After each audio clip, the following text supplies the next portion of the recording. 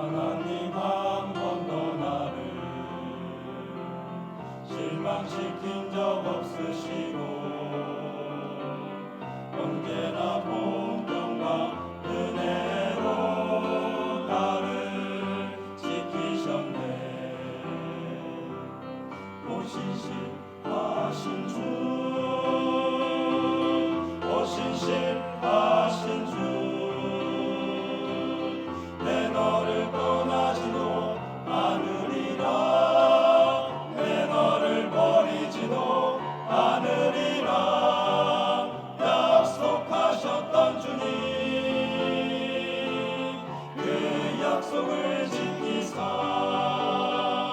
이후로도 영원토록 나를 지키시리라 확신하네.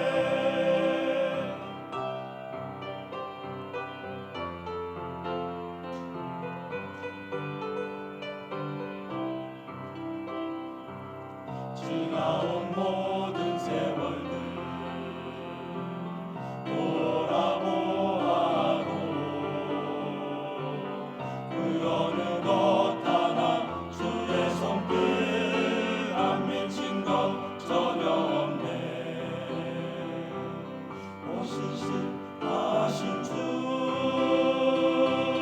오신실하신 주,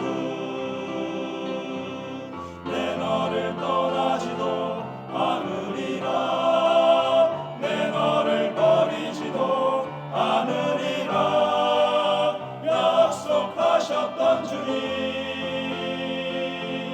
그 약속을 지키사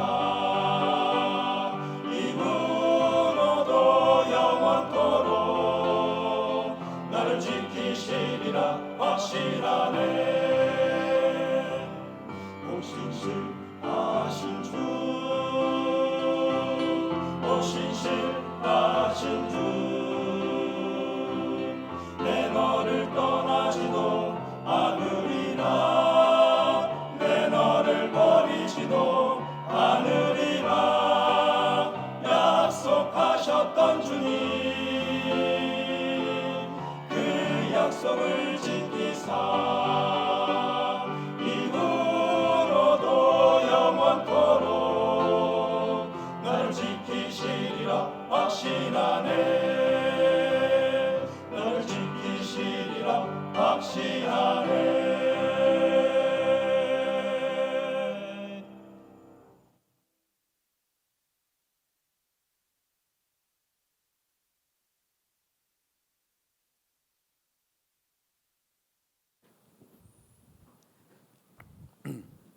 안녕하세요. 네, 하나님께서 창조하실 때요, 수컷을 암컷보다 훨씬 더 멋지게 창조했습니다. 동의하시죠? 예, 그냥 우리 수컷 형제님들의 이 우렁찬 찬양이 마음을 그냥 이렇게 뜨겁게 해주고요. 하나님이 나를 지켜주시는구나, 그런 확신이 생깁니다. 이 시간 하나님께서 큰 축복으로 우리 모두에게 부어주실 거라 확신합니다. 단 마음을 열고 들을 때요, 우리 모두 다 마음 열고 하나님의 큰 사랑이 내 것이 될 수 있는 그런 시간이 되었으면 좋겠습니다. 같이 기도하고 시작하겠습니다.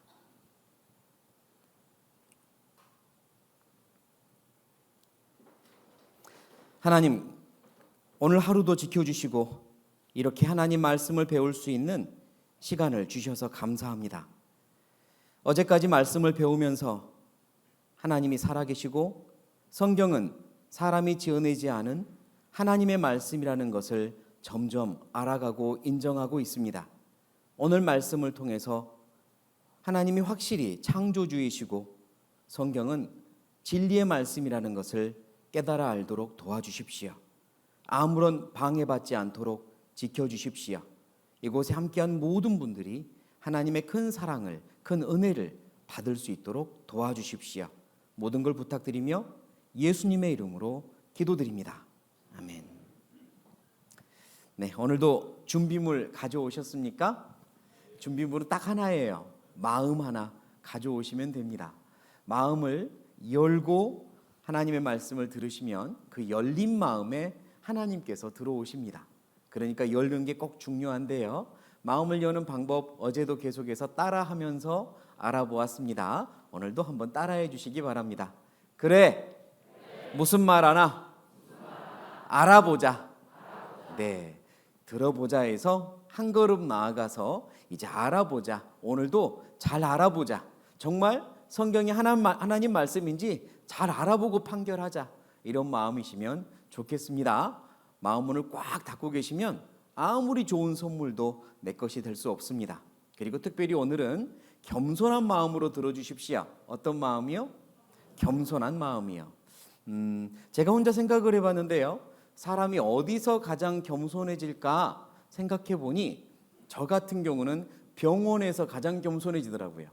의사 선생님 앞에 앉았을 때 겸손해져요. 예를 한번 들어볼까요? 여기 계신 예쁜 우리 자매님들이 배가 아파가지고 병원에 갔습니다.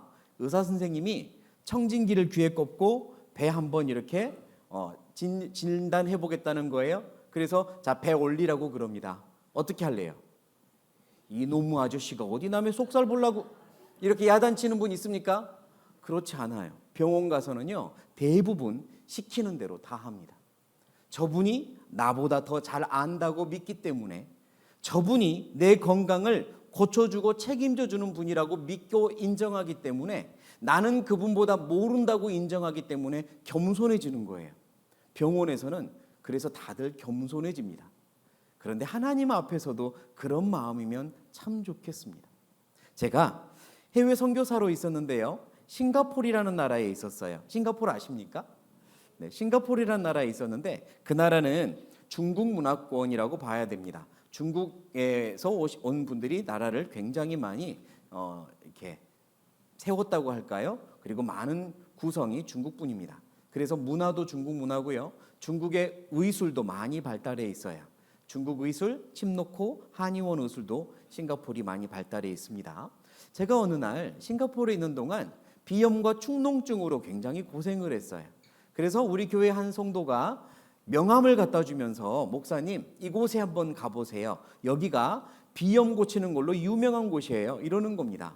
그래서 명함을 받아들었죠. 그리고 속는 셈 치고 한번 가볼까 생각했습니다. 그런데 그분이 또 이야기를 해요. 이왕 가려면 새벽 일찍 택시 타고 가래요. 그래서 왜요? 그랬더니 조금이라도 늦으면 줄이 너무 많이 서서 오래 기다린대요.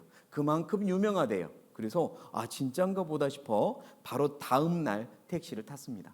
그리고 명함을 보여줬더니 택시기사님이 금방 알아봐요. 이 병원 가는 거냐고. 그리고 출발을 했습니다. 유명한가 보다 하고 이제 기다렸죠. 한참을 갔습니다. 택시비 많이 나왔어요. 그런데 거의 다 왔다라고 하는 거예요. 그래서 제가 생각하는 그 유명한 병원 건물, 으리으리한 하얀 병원 건물을 찾아보았는데 창 밖으로 보이지 않아요. 1층짜리 상가가 쭉 늘어선 연립상가 거리를 지나고 있었거든요. 이상하다. 병원 보이지 않는데 이러고 있는데 택시가 멈춥니다. 다 왔대요. 그리고 손가락으로 가리키는데 길 건너편 정말 허름하게 작은 상가, 거기에 간판이 있는 겁니다. 명함과 똑같은 적이라는 거예요. 실망이 확 됐습니다. 내가 생각했던 건 그런 게 아니었거든요. 그런데 어떻게 해요? 택시 타고 왔으니 일단 내렸죠. 그리고 보니까 벌써 서너 명이 문도 열지 않았는데 셔터가 닫혀져 있는데 앞에 줄 서 있는 겁니다. 제대로 오긴 왔나 보다. 저도 얼른 횡단보도 건너서 줄을 뒤에 섰어요. 제 뒤로 벌써 여러 명이 또 섭니다. 그리고 이제 가게 오픈 시간이 되니까 직원이 와서 문을 열면서 진료 시작합니다. 그래요. 저는 밖으로 보기에는 좀 허름해도 안쪽으로는 굉장히 넓은 병원일 거라 상상했습니다. 그래서 문을 열면 안으로 들어가 휴게 공간이 있겠지 생각했어요. 그런데 웬걸요? 문을 열었는데 안쪽도 좁아요. 앉아있을 자리 없습니다. 사람들은 여전히 인도, 사람들이 지나다니는 인도에 줄 서 있어요. 그런데 이 직원이 서 있으면 다리 아프니까 앉아서 있으라고 의자를 갖다 내줍니다. 어떤 의자냐면 목욕탕 때미는 의자 아시죠? 그거를 턱턱턱 인도에다 갖다가 놓는 거예요. 또 사람들이 철포덕 앉더라고요. 저도 앉았습니다. 그리고 한 명 한 명 진료를 보면서 앞당겨지는 거죠. 드디어 의사 가운을 입은 분이 멀리서 보여요. 진맥을 하고 있는 게 보입니다. 어떤 분일까 궁금해서 이렇게 봤는데 얼굴을 보는 순간 실망이 확 됩니다. 머리는 안 감았는지 헝클어져 있고요. 면도도 안 한 것 같아요. 덕지덕지 수염이 나 있고요. 배는 얼마나 나왔는지 단추가 하나밖에 안 잠궈지고요. 다리는 덜덜덜 떨고 있고 더 가관인 건 킁킁 하는데 비염 잘 고치면 자기 거 고쳐야 되는 거 아니에요? 도무지 신뢰가 안 돼요. 아, 이거 어떡하지? 그런데 이제 여기까지 왔으니 뭐 일단 한번 만나보자. 그래서 드디어 제 차례가 됐습니다. 손을 내밀라고 해서 내밀었어요. 진맥을 시작하더라고요. 그리고 물어보아요. 어디가 안 좋아서 왔니에요. 그런데 제가 비염 고치러 왔다고 말하면 그런 거 같다 할 거 아니에요. 그래서 못 알아듣는 척 했습니다. 이러면서 못 알아듣는 척 했어요. 제 속마음은 어땠냐면 당신 용하다며? 당신이 맞춰봐 그럼. 이런 마음이었어요. 그러자 제가 아무 대답도 하지 않자 한 1분 정도 진맥을 하고요. 그리고 혀를 내밀어 보래요. 자기가 시범을 보이면서. 그래서 혀를 내밀었습니다. 핀셋으로 위아래를 이렇게 들어보더니 말을 시작하는 거예요. 당신 어렸을 때 신장이 안 좋았죠? 이럽니다. 제가 깜짝 놀랐습니다. 저 어렸을 때 신장이 안 좋아 몸이 많이 부었다는 이야기를 부모님께 들었거든요. 네. 제가 그 전까지만 해도 태도가 이랬습니다. 이렇게 손 내밀고 얼굴은 거의 보지도 않고 딴 데 보고 있었어요. 무시하는 마음이 있었던 거죠. 그런데 당신 신장이 안 좋았죠? 말을 듣는 순간 반쯤 이렇게 왔습니다. 예, 맞아요. 그리고 계속해서 저의 증상을 말하는데 여기가 안 좋네요 그러는 거예요. 네, 맞아요. 몸이 확 돌아왔습니다. 그리고 결정타를 날립니다. 지금은 비염으로 고생하죠? 이러는 거예요. 예, 맞습니다. 제 태도가 완전히 바뀌어 버렸어요. 처음에는 무시하는 태도에서 지금은 이렇게 바뀌었고, 그분이 만약 저한테 옷 벗어보라고 하면 저 벗을 뻔했습니다. 바지 내리라면 내릴 뻔했습니다. 그냥 그 앞에서 제가 겸손해져 버리더라고요. 몇 가지 맞춘 것 때문에. 사람은 병원 가면 겸손해집니다. 그런데 참 희한하죠. 하나님 말씀 앞에서는 어쩜 그렇게 완고한지 몰라요. 하나님의 말씀을 배우면서 틀린 것 있던가요? 하나 다 놀라울 정도로 사실인 것이 드러나고 그러면 깜짝깜짝 놀라잖아요. 그러면 받아들이면 되거든요. 네, 맞습니다. 정말 놀랍네요. 야, 사람이 어떻게 이렇게 지을 수가 있어? 정말 하나님 말씀인가 봐. 인정하면 되는데 완고한 분들은 지금까진 그럴듯하네. 하나만 틀린 건 나와봐. 내가 가만 안 둬. 이러면서 계속 트집잡을 연구만 합니다. 그러지 마시죠. 겸손한 마음이란 맞으면 인정하자라는 마음이 필요한 겁니다. 맞으면 인정해야지. 내가 별수 있어. 오늘까지 배워보고 틀림없으면 인정해야지. 별수 없잖아. 그래, 인정할 준비 또 하는 게 겸손입니다.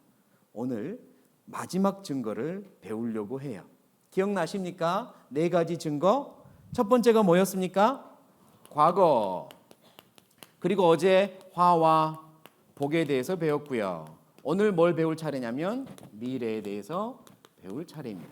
앞으로 일어날 일, 어떤 일이 있을지 성경의 예언과 앞으로 일어날 일들을 비교해 보겠습니다. 재판장님, 앞으로 일어날 미래에 대한 증거 재판할 준비 되셨습니까? 네, 좋습니다. 하나님은 우리에게 앞으로 일어날 미래의 일들을 자세하게 알려주셨어요. 왜 그러셨을까? 왜 미래의 일을 알려주셨을까? 그리고 왜 우리는 미래의 일을 배워보아야 하는 걸까? 중요한 이유가 한 가지 있는데요. 미래를 알면 어떤 것이 중요하고 어떤 것이 중요하지 않은지 구별이 가능합니다. 미래를 알면 이거는 별로 중요하지 않구나. 여기다가 내가 투자하면 안 되겠구나. 미래를 알면 이것이 중요하구나. 여기다가 내 마음을 더 써야겠구나. 미래를 알면 그게 가능해진 거죠. 제가 이곳에 이제 오기 위하여 세종에서 이 지역이 어떤 곳인가 알고 싶어서 인터넷으로 검색을 좀 해봤습니다. 여기에 주요 도시의 현황들은 어떤가 알고 싶어서. 근데 마침 소식 하나가 뜨더라고요. 청라 지역에 최근에 우리가 코로나로 굉장히 고생을 많이 했잖아요. 그래서 바이러스 연구소를 청라 지역에 세운다라고 발표가 떴어요. 근데 문제는 중국도 바이러스 연구소에서 코로나가 퍼졌다는 이야기가 있고 그래서 청라 지역에 바이러스 연구소를 세우면 땅값이 폭락한다는 이야기가 있더라고요. 알고 계시죠? 모르세요? 예, 모르는 게 당연하죠. 방금 제가 지어낸 이야기거든요. 또 다른 건 기억 못하면서 이것만 기억하고 어디 가서 청라 땅값 떨어진다고 말하지 마세요. 네, 방금 제가 지어낸 이야기입니다. 예를 들어보죠. 여러분이 미래일을 미리 알게 된 겁니다. 이 정보를 알게 된 거예요. 청라 지역이 땅값 폭락한데 알게 된 거예요. 질문 드려보죠. 여러분은 청라에 땅을 사겠습니까? 있는 것도 팔겠습니까? 거봐요. 미래일을 알면 무엇이 중요한지 안다니까요. 여기다가 투자를 할지 말지 결정을 할 수 있어요. 하나님도 그래서 미래일을 알려주신 겁니다.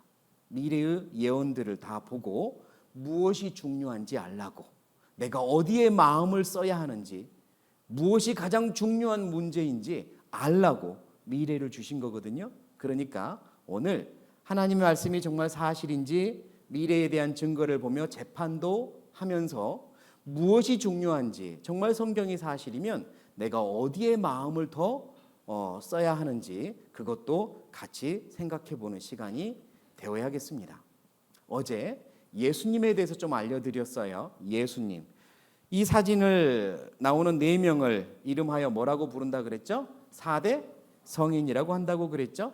그러나 예수님은 이 안에 들어가서는 안 되는 분이에요. 어제 말씀드린 것처럼 다른 3명과 다르게 예수님만 나는 하나님과 같다, 자기를 하나님이라고 말씀하셨고, 예수님만 내가 죽음 후에 부활하고 다시 오겠다라는 말을 했으며, 예수님만 미래에 많은 사람들이 내 이름을 사용하며 나인 척 할 거다, 이런 거예요.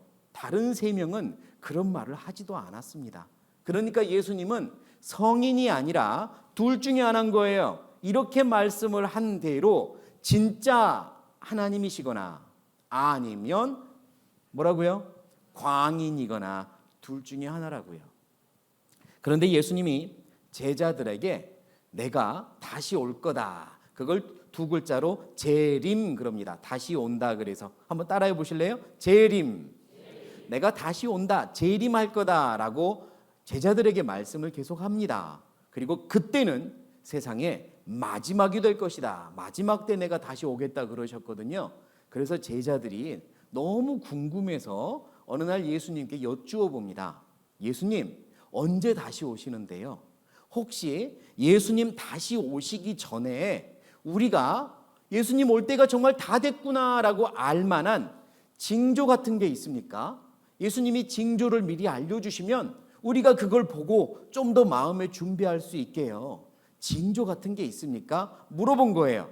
예수님이 그런 건 알 것 없다 이랬으면 우리도 모르는데요, 친절하게 알려주세요. 자, 이제 예수님이 말씀하신 예수님이 다시 오기 전에 일어날 징조들, 그게 무엇인지 한번 먼저 살펴보려고 합니다. 마태복음 24장 3절이에요. 제가 읽어보죠. 예수께서 감람산 위에 앉으셨을 때에 제자들이 종용이 와서 가로되 우리에게 이르소서 어느 때에 이런 일이 있겠사오며, 같이 읽겠습니다.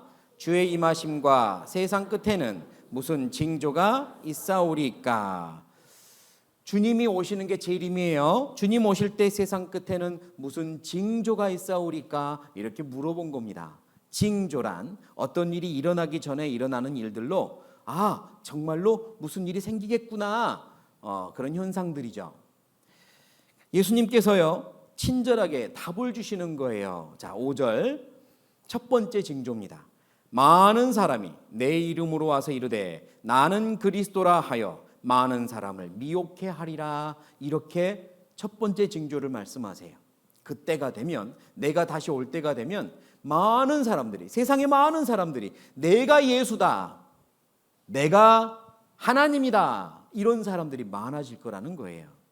어제도 잠깐 말했지만 예수님은 그 시대에 아주 좁은 지역에서 활동했던 스승이었고, 그분이 십자가에 못 박혀 죽을 때는 제자들까지도 다 배반하고 도망가 버렸습니다.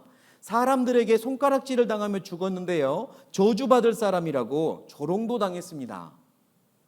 누가 십자가에 죽어가는 저 죄인을 보며 내가 다음에 저 사람 이름을 써야 되겠다 이런 생각 하겠냐고요. 누가 저 사람 이름을 사용하며 저 사람인 척 하겠냐고. 말도 안 돼. 그게 그 시대 사람들의 생각이죠. 그런데 지금 어떻습니까? 지금 전 세계적으로 내가 예수다라는 사람들이 늘어나고 있어요. 대표적인 몇 사람 불러올게요. 브라질의 이분이요, 내가 예수다 하면서 십자가 의자를 안고 있고요. 예쁜 아리따운 아가씨들이 그거 끌고 다니면서 보호하고 있습니다. 내가 예수다. 브라질에서 나타났어요. 아프리카의 흑인 예수가 나타났습니다. 랩하는 예수예요. 내가 예수 여 이러는데요. 막 사람들이 따라요. 아프리카의 예수 나타났습니다. 미국에서도요, 어느 날 한 목사가, 대형교회 목사가 텔레비전 인터뷰를 하다가 부르르 떨더니 내가 예수다 이러는데 사람들이 구름처럼 따라다닙니다. 그냥 내가 예수다 이러면 뭐 그냥 믿고 싶은가 봐요. 막 따라다닙니다. 러시아에서도요, 제법 그림 속의 예수랑 비슷하게 해가지고 내가 예수다. 이 사람 사기죄로 잡혀 들어갔는데 한동안은 러시아 공산국가에서 많이 따라다녔습니다. 호주에서는요, 현대판 예수, 유튜버 예수가 나타나서 I'm Jesus, 오직 유튜브에서만 활동하는데 얼마나 구독, 좋아요를 많이 누르는지 몰라요? 호주에 나타난 유튜브 예수입니다. 세계에서 제일 성공한 예수는 필리핀에 있습니다. 개인 전용기 타고 다니는 가짜 예수인데요, 얼마나 세력이 큰지 필리핀의 정치인들 다 이 앞에 가서 인사하고 그래야만 합니다. 성공한 가짜 예수. 전 세계에 얼마나 많은 예수들이 나오고 있는지 몰라요. 자랑스러운 대한민국도 많은 하나님과 예수님들을 배출해냈습니다. 되게 많죠.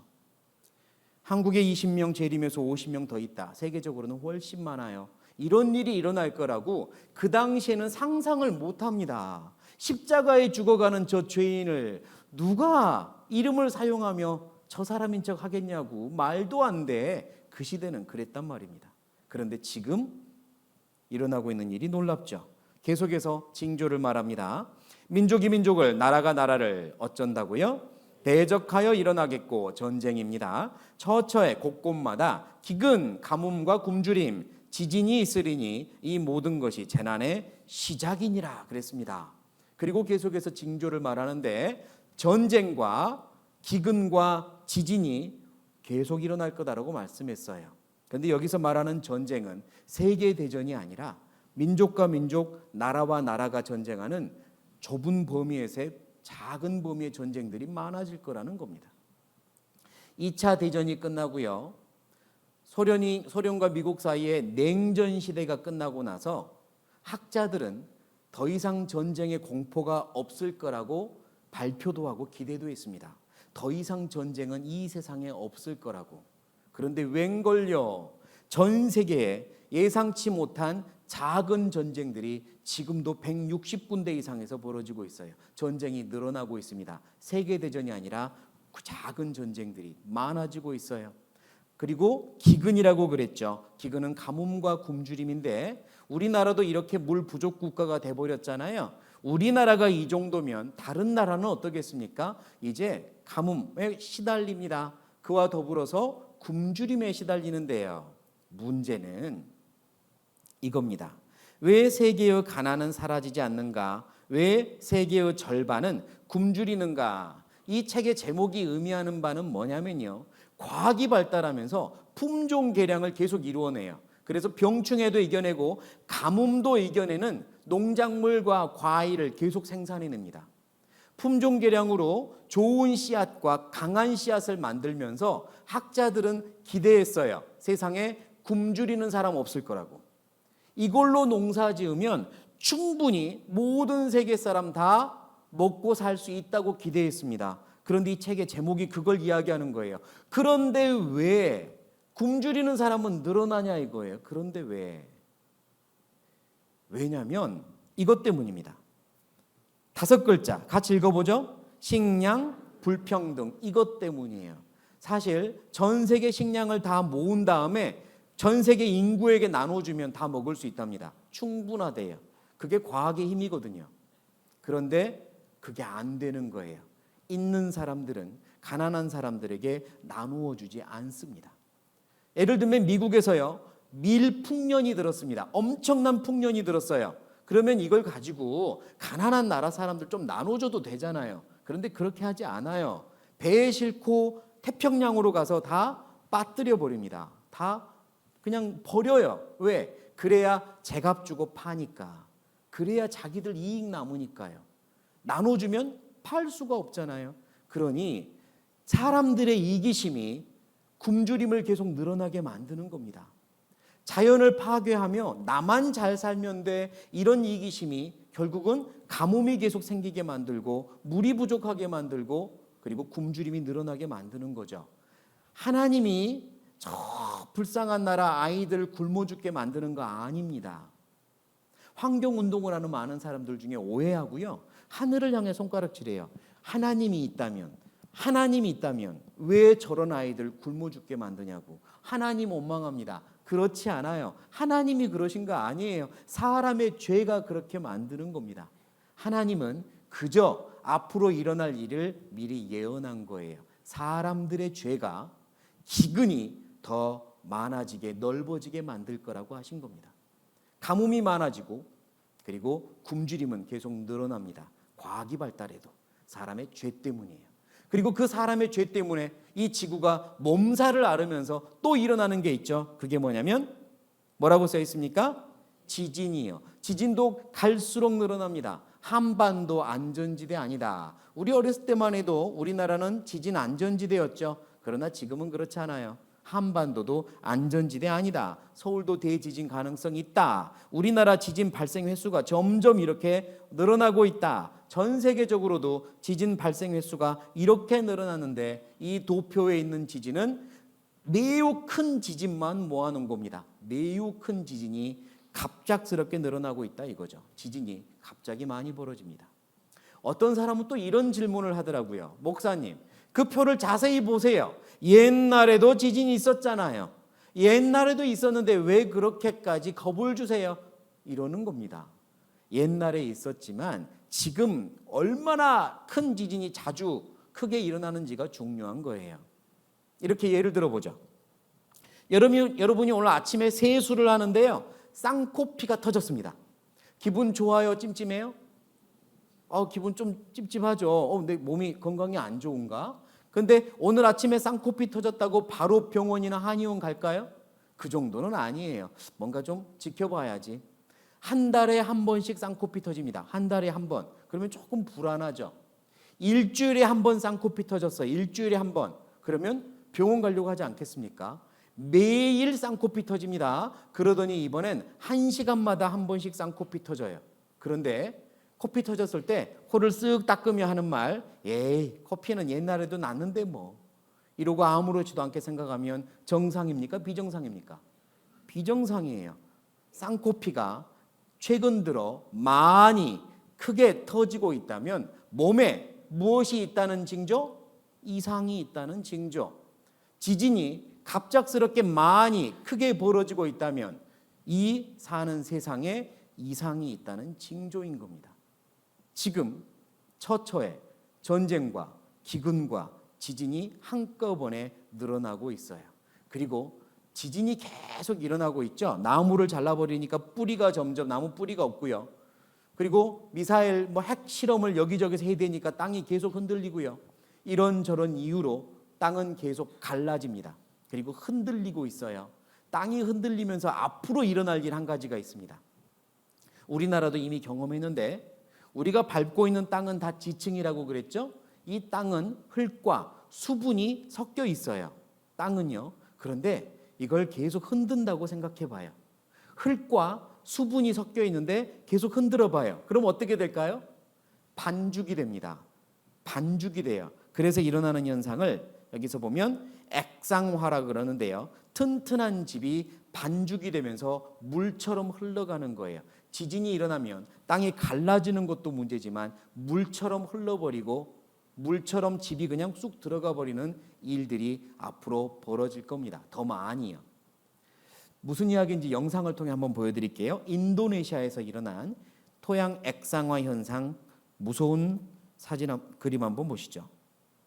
지난달 28일 인도네시아 술라웨시 섬에서 발생한 강진 당시 인공위성에 촬영된 영상을 현지 정부가 공개했습니다. 공개된 영상에는 거대한 지반이 끈적한 액체처럼 흐르며 순식간에 가옥 등의 마을을 삼키는 이른바 지반 액상화 장면이 담겨 있습니다. 인도네시아 당국은 이번 지진과 쓰나미로 지금까지 1,649명의 사망자를 확인했고 1,000명이 넘는 실종자가 발생한 것으로 추정하고 있습니다. 이런 게 토양의 액상화입니다. 마을이 흘러내려 버려요. 땅이 반죽이 되면서 물처럼 흐르는 겁니다. 지진 때문에 일어나는 일이고 앞으로 계속 발생할 겁니다. 찾아보진 않겠지만 지진 때문에 하나 더 일어나는 일이 화산 폭발이에요. 화산 폭발이 계속 이제 일어나면 앞으로 일어날 일이라고 말씀하시는데요. 태양이 까만 천에 덮인 듯 까매질 거라고 했습니다. 아마 화산 폭발 영향일 가능성이 높아요. 앞으로 점점 많은 일들이 터질 겁니다. 또 예수님은 계속해서 징조를 말씀하셨어요. 처처에 큰 지진과 기근과 뭐가 있대요? 온역이 있겠고, 온역은 세 글자로 전염병이거든요. 전염병이 있겠고 그러셨어요. 전염병이 앞으로 있을 거다. 그런데 1980년대 의사들은요, 이 성경을 보면서 비웃었습니다. 1980년대 의사들이 이 성경을 보며 비웃었던 이유가 있어요. 왜냐하면 그 당시 의학계에서는 전염병을 정복했다고 발표했거든요. 지금은 전염병의 책장을 덮을 시간입니다. 역병, 전염병에 대항한 전쟁은 이제 어쨌답니까? 끝이 났습니다 라고 발표를 하고, 성경을 보니 성경은 앞으로 징조로 전염병이 있을 거라고 했으니 비웃는 겁니다. 전염병 우리가 정복했는데 이러면서요. 영상 한번 보시죠.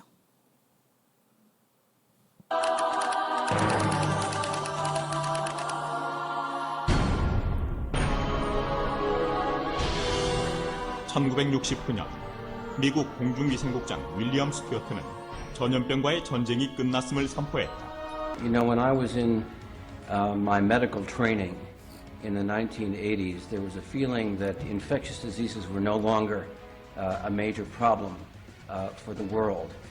지금도 많은 그 전염병들이 새로 발생하기도 하고, 아니면 기존에 있던 전염병들이 변하면서 우리를 계속 지속적으로 괴롭히고, 항생제나 백신 같은 것들이 안 듣는 그런 내성균들이 자꾸 나오게 되는 거죠. 심지어 극단적으로 21세기에 항생제가 전혀 없었던 1940년도 이전으로 돌아갈 거라는 그런 예측까지 나오고 있습니다. 네, 80년대까지만 해도 전염병은 더 이상 질병이 아니었는데 최근에 의사들이 겸손해진 거예요.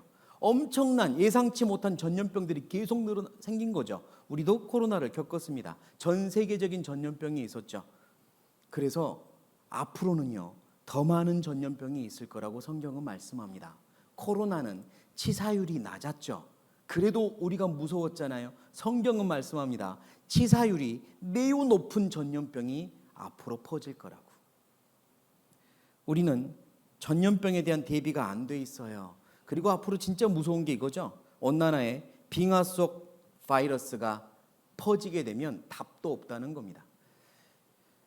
대부분의 전염병이 동물들에게서 전염되고 있죠. 그래서 미리 백신을 만들 수가 없어요. 어느 동물에서 올지를 모르니까요. 우리는 다음에 출현할 전염병에 대비가 되어 있는가? 전혀 안 되어 있습니다. 전염병 예상치 못했는데 다시 온 세상에 퍼지고 있어요. 성경이 맞습니다. 예수님이 말씀하신 대로 되고 있어요. 그리고 또 다른 이야기를 하셨어요. 같이 읽어보겠습니다. 땅에서는 민족들이 바다와 파도의 우는 소리를 인하여 혼란한 중에 곤고하리라. 그리고 말씀하신 이 징조가 뭘까? 바다와 파도의 우는 소리, 쓰나미인가 이런 생각도 했었습니다. 그런데 지금 성경학자들은 이 바다와 파도의 우는 소리를 다른 데에서 찾습니다. 지금 전 세계를 몸살을 앓게 하고 있는 지구 온난화, 더 나아가서 지구 가열화 현상, 해수면이 온도가 올라가고 있죠. 이게 전 세계에 엄청난 공포를 주고 있는 겁니다. 바다와 파도가 화가 나서 전 세계에 공포를 주고 있어요. 이거 앞으로 우리가 지켜봐야 됩니다. 벌써 우리는 체험을 하고 있죠. 지구온난화, 산업혁명 이후 인간의 활동으로 인해 지구의 기온이 높아지는 현상, 뜨거운 공기가 갇히고 그러면서 바다의 수온도 상승을 하는 겁니다. 뜨거워지는 기구, 넘어서는 안 될 선을 넘었다고 말합니다. 지구 온난화가 기후 위기를 불러온대요. 이렇게 바다가 점점 열을 받고 뜨거워지는 겁니다. 세계 해수면 온도 20.96도, 20.96도 굉장히 뜨거웠다라고 말한 게 6월 달인데 21.1도로 다시 올라갔습니다. 이제 해수면이 조금씩 올라가죠. 그런데 1도 올라가는 게 뭐 그리 대단하다고 이런 생각할 수 있잖아요. 바다가 얼마나 넓습니까? 엄청 넓은 이 바닷물이 다 같이 평균 기온 1도가 올라간다는 건 이건 작은 일이 아닙니다. 마치 1초에 4개에서 5개 핵폭탄을 계속 바다에 터뜨리는 겁니다. 하루에 43만 2천 개 핵폭탄을 바다에 터뜨리는 거예요. 그래야 1도 올라가는 겁니다. 그러니까 엄청난 열을 받아 바다가 올라가는 거죠, 수온이. 바다가 화가 나면 끔찍한 일들이 벌어집니다. 지구 온도 상승폭 1.5에서 2도가 되면 산불 위험이 2배가 된다. 아니 바다 온도가 올라가는데 산불하고는 또 무슨 관계인가? 그런 생각할 수 있잖아요. 그런데 우리가 지금 보고 있는 전 세계의 산불들, 대형 국가적인 산불들은 다 지구 온난화에서 온 겁니다. 사람이 담뱃불 던져서 불 난 게 아니에요. 마른 하늘에 벼락이 쳐서 불이 나고요. 그리고 지구온난화 때문에 불이 삽시간에 퍼져요. 그리고 지구온난화 때문에 이 불을 옮겨다니는 토네이도가 삽시간에 생기고요. 그래서 전 세계가 불바다가 됩니다. 지금 우리가 보고 있는 건 지구온난화 때문이에요. 호주에서 초대형 산불이 있었죠. 2019년 9월부터 6개월 동안 초대형 산불이 있었는데 지구온난화 그리고 해수면 수면 상승 때문이었다라고 결론을 지었습니다. 전 국민을 공포로 내밀었죠. 지구의 한쪽이 이렇게 마치 핵폭탄이 계속 터지고 있는 것처럼 빨갛게 달아오른 거예요. 이게 오늘날의 산불이 옛날과 다른 이유는 기후변화로 생기는 국가 전체를 지배하는 산불이기 때문입니다. 이게 바다와 파도가 가열되기 때문이에요. 이 때문에 또 하나 일어나는 게 있습니다. 지구의 평균 기온이 올라가면 수증기 증발량도 올라가겠죠. 바다에서 올라가는 수증기 양이 많아지는 거예요. 수증기가 많아지면 결국은 구름이 많아지고 구름이 많아지면 이 구름이 흘러가다가 예전에는 그러지 않았던 장소에서 비를 쏟아붓는 겁니다. 그래서 생기는 게 극심한 호우죠. 예전에는 비가 잘 내리지 않는 아프리카에서까지도 호우가 나는 거예요. 홍수가 나는 겁니다. 산불 이어 폭우까지 최악의 물폭탄, 인도양의 수온 상승이 물폭탄을 가져왔습니다. 기록적인 폭우로 중국도 물바다가 됐고 축구장 2,100개 넓이가 잠겼습니다. 지금도 리비아 홍수 때문에 사망자 2만 명에 이를 수도 있다고 했는데 기후변화 때문이에요. 이게 다 바다와 파도가 가열되고 있기 때문입니다. 그리고 지구온난화가 계속되면 빙하가 녹으면서 북극의 온난화가 가속되고요. 그러면 인류 멸망 시나리오의 서막이 열리는 장소가 북극이 될 수도 있다라고 이야기를 합니다. 왜냐? 북극의 빙하 안에 어떤 바이러스가 잠들어 있을지 모른다는 거예요. 북극이 녹아버리면 우리가 알지 못하는 그리고 전혀 해결책도 없고 면역력도 없는 바이러스가 전 세계에 그냥 노출된다는 거죠. 분명히 성경은 요한계시록이에요. 마지막 때에 치명률이, 치사율이 매우 높은 온역이 창궐한다고 말씀하고 있습니다. 바다와 파도의 우는 소리가 지금도 들리고 있어요. 과학자들은 30개월을 말하고 있다. 앞으로 30개월 안에 마지노선인 1.5도를 넘지 않게 만들어야지. 그렇지 않으면 우리는 돌이킬 수 없는 재앙을 보게 될 거다 그랬습니다. 돌이킬 수 없는 재앙이란 지금도 보고 있는 극단적인 기후변화, 극단적인 태풍, 극단적인 호우, 극단적인 산불, 그리고 그 외에 우리가 경험하지 못한 것들을 경험하게 될 거예요. 요한계시록에는요, 앞으로 우리 미래에 일어날 전 세계적인 재앙들을 자세히 기록하고 있는데 딱 지구 가열화가 계속되면 일어날 일과 일치합니다. 정말 그렇게 될 거예요.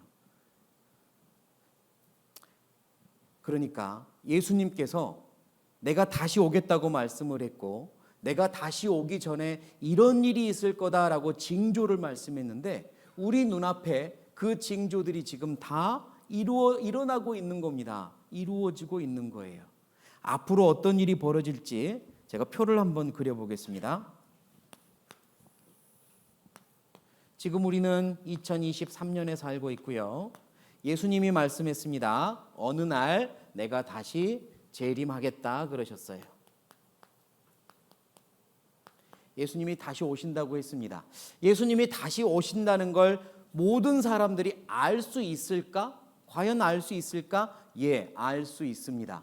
이따가 살펴보겠지만 예수님이 다시 오시는 그때 전 세계적으로 엄청난 사건이 일어날 거라고 말씀하셨어요. 예수님이 다시 오실 때 전 세계적으로 엄청난 사건이 일어날 거고 이걸 보셔서는 안 되지만 사실은 이걸 보시면 예수님이 다시 오신 거구나 라고 보시면 그렇게 인정하시면 될 겁니다. 이 사건이 분명히 있을 거예요. 이게 무언지는 이따가 설명하겠습니다.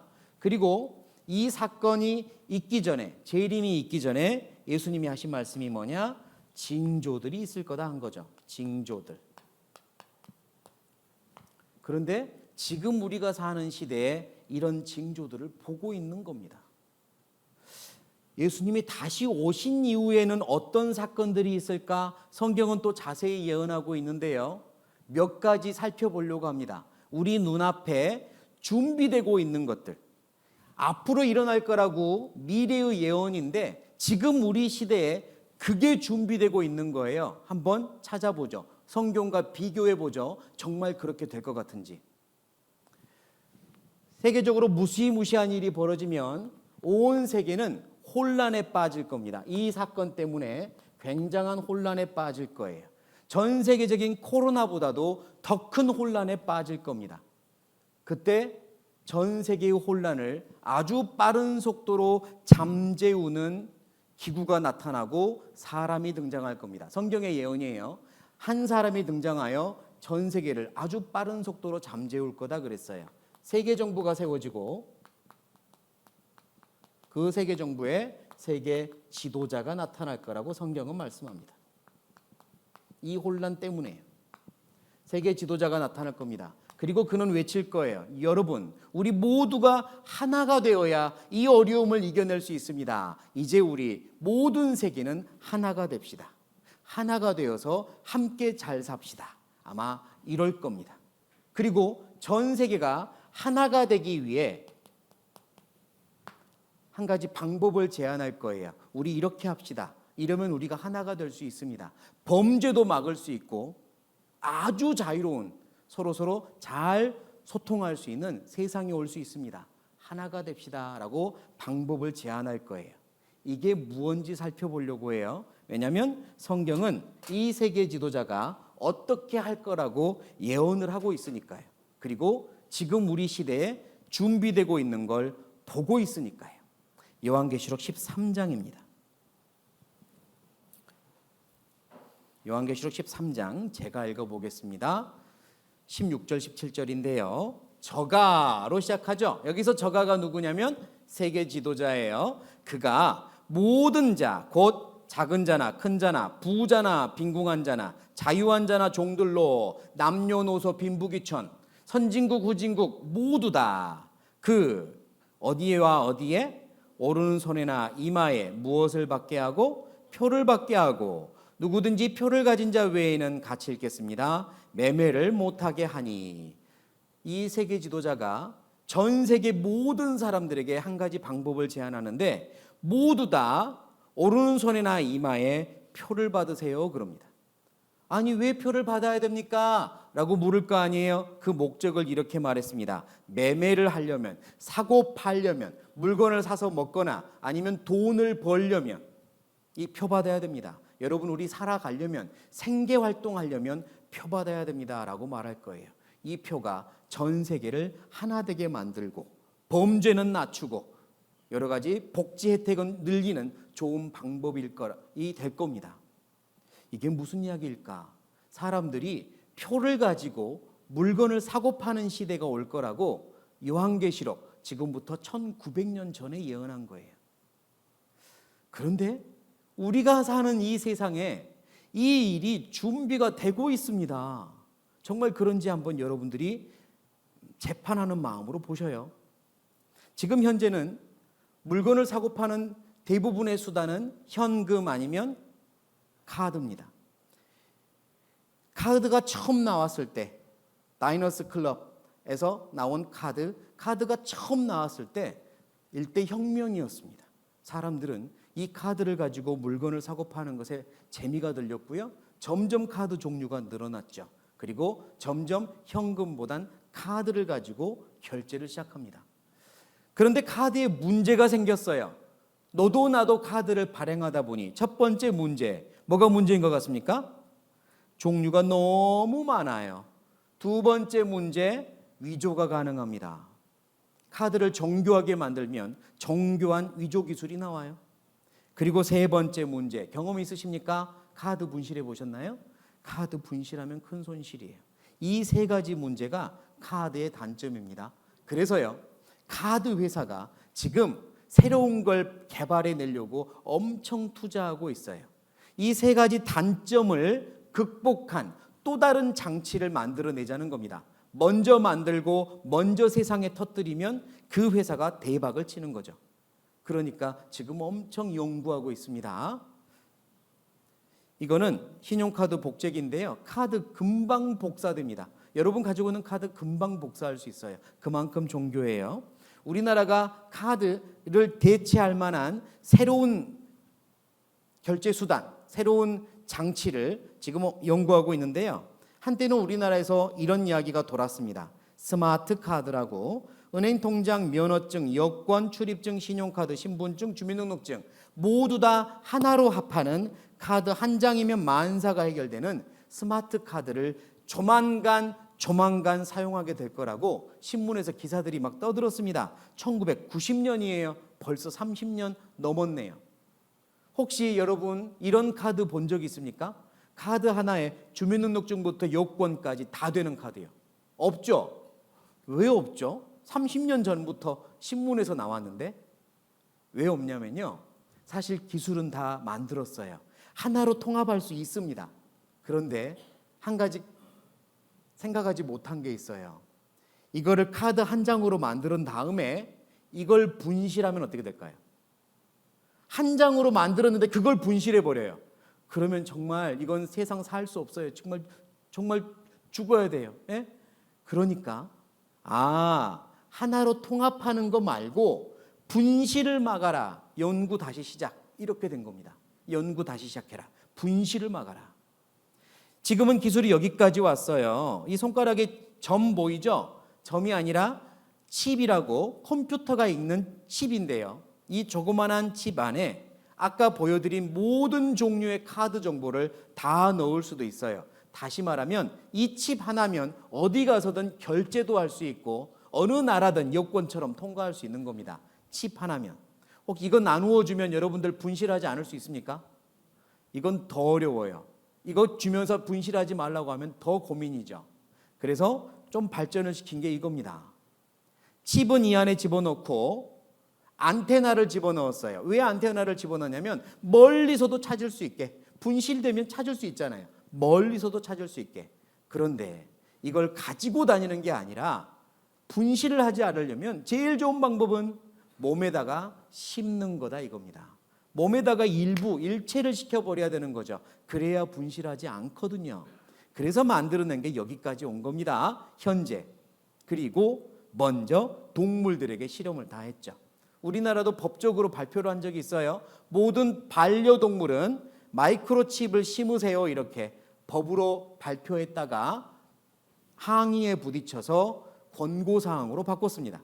그러나 많은 동물들에게 칩을 다 심었고 임상실험 끝냈어요. 피부랑 닿았을 때 부작용은 없는가? 죽을 때까지 영구적으로 작동하는가? 이런 거 시험을 다 끝낸 겁니다. 지금 우리가 이 정도까지 준비가 되어 있습니다. 그러다가 미국에서 이런 사건이 있었죠. 2001년도에 일어난 사건인데 기억나십니까? 9.11 테러 사건이 있었습니다. 미국이 공격을 받았어요. 이 엄청난 건물들이 공격을 받아 폭삭 무너졌습니다. 그때 미국인들은 공포에 질렸고요. 외무부 장관이 이런 발표를 했어요. 미국에 사는 외국인은 무엇 심어라?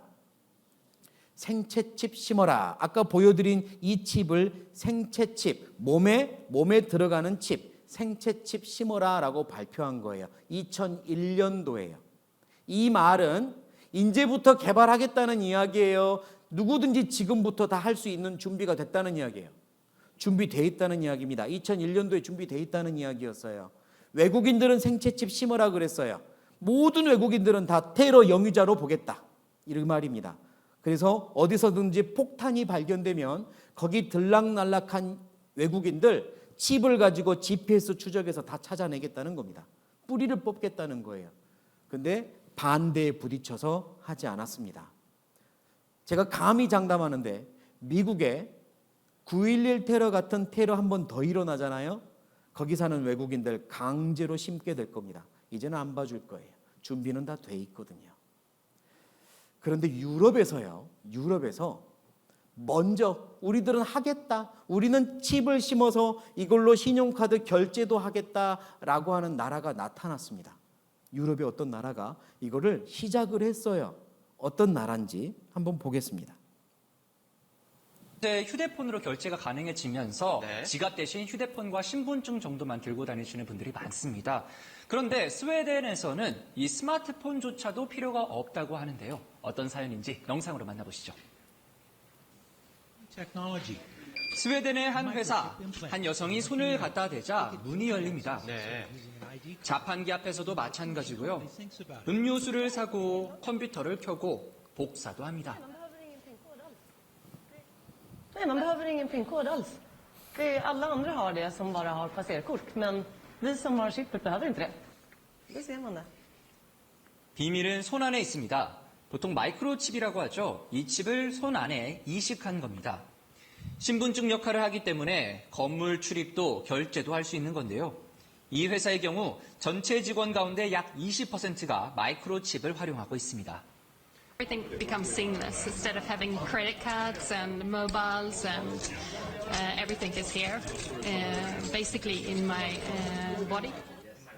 스웨덴에서는 최근 마이크로칩 이식이 하나의 트렌드로 자리 잡을 정도로 큰 인기를 끌고 있는데요. 인체에 삽입하는 이 마이크로칩은 정보를 인식하는 원거리에서도 인식할 수 있는 RFID 기술과 그리고 신용카드 등에 쓰이는 근거리 무선통신 NFC 기술을 이용하는데요. 음식점에서는 지갑이, 사무실에서는 출입증이 될 수 있습니다. 그 어떤 것도 더는 가지고 다닐 필요가 없는 것이죠. 네, 유럽의 어떤 나라는 이렇게 시작을 했고 신용카드 기능까지 되고 있잖아요. 지금 이 시대까지 왔죠. 그런데 저는 이거를 이제 성경을 공부하고 또 이렇게 말씀을 드리면서도 제 머릿속에 의문이 몇 개 있었습니다. 의문점이 뭐냐면 아니 저 미국이나 유럽 같은 자유민주국가를 주창하는 자유민주국가 거기에 사람들은 자기가 받기 싫으면 안 받는 사람들이거든요. 귀찮잖아요. 나 그냥 신용카드 쓸 거예요. 나 칩 안 받아도 돼 귀찮아. 이러면 그런 나라의 사람들은 개인의 권리를 중요하게 여기기 때문에 강제로 못해요. 자유민주국가의 의미가 그런 거니까. 그래서 제가 궁금한 게 그겁니다. 아니 어떻게 다 강제할 수 있을까? 저 미국이나 유럽이나 자유국가들이 정말로 모든 국민들을 다 표받게 만들 수 있을까? 가능이나 하나? 스스로 의문점을 가졌습니다. 그게 첫 번째였어요.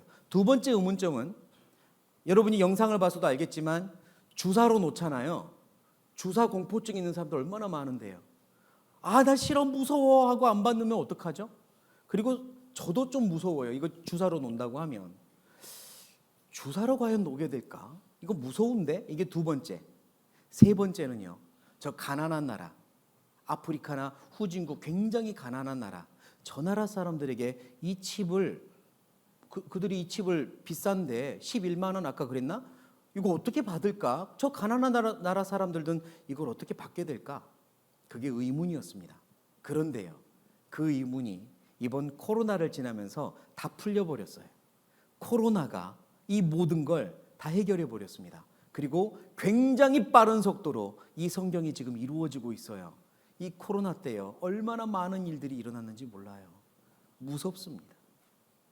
우리나라도 이거 해야 된다는 거 압니다. 우리나라 정부도 언젠가는 이 칩이 상용화되는 거 알아요. 그래서 우리나라 산업통상자원부에서 국민들을 대상으로 여론조사도 했습니다. 혹시 하신 분이 있을지도 모르겠어요. 여론조사 내용이 이랬습니다. 어떻게 생각하세요? 생체 칩 이식. 산업통상자원부에서 나온 겁니다. 미국의 IT 기업은 직원들에게 표를 받게 했습니다. 이렇게 생긴 표인데요. 이 표는 멀리서 안테나가 있어서 멀리서도 읽어내는 표이고요. 신용카드처럼 결제가 가능하고 문도 열 수 있는 칩입니다. 이런 원리로 작동하는데요. 여러분 같으면 이걸 받으라고 하면 받겠습니까? 안 받겠습니까? 여론조사했습니다. Yes or no 이렇게. 뭐 하신 적 있습니까? 왜 우리나라가 이런 여론조사를 갑자기 돈 들여가면서 했을까요? 이 시대가 온다는 거 아니까 준비하려고요. 이 시대가 옵니다. 그리고 코로나가 지나면서 매우 빠른 속도로 준비가 되고 있어요. 영상을 먼저 하나 보시죠.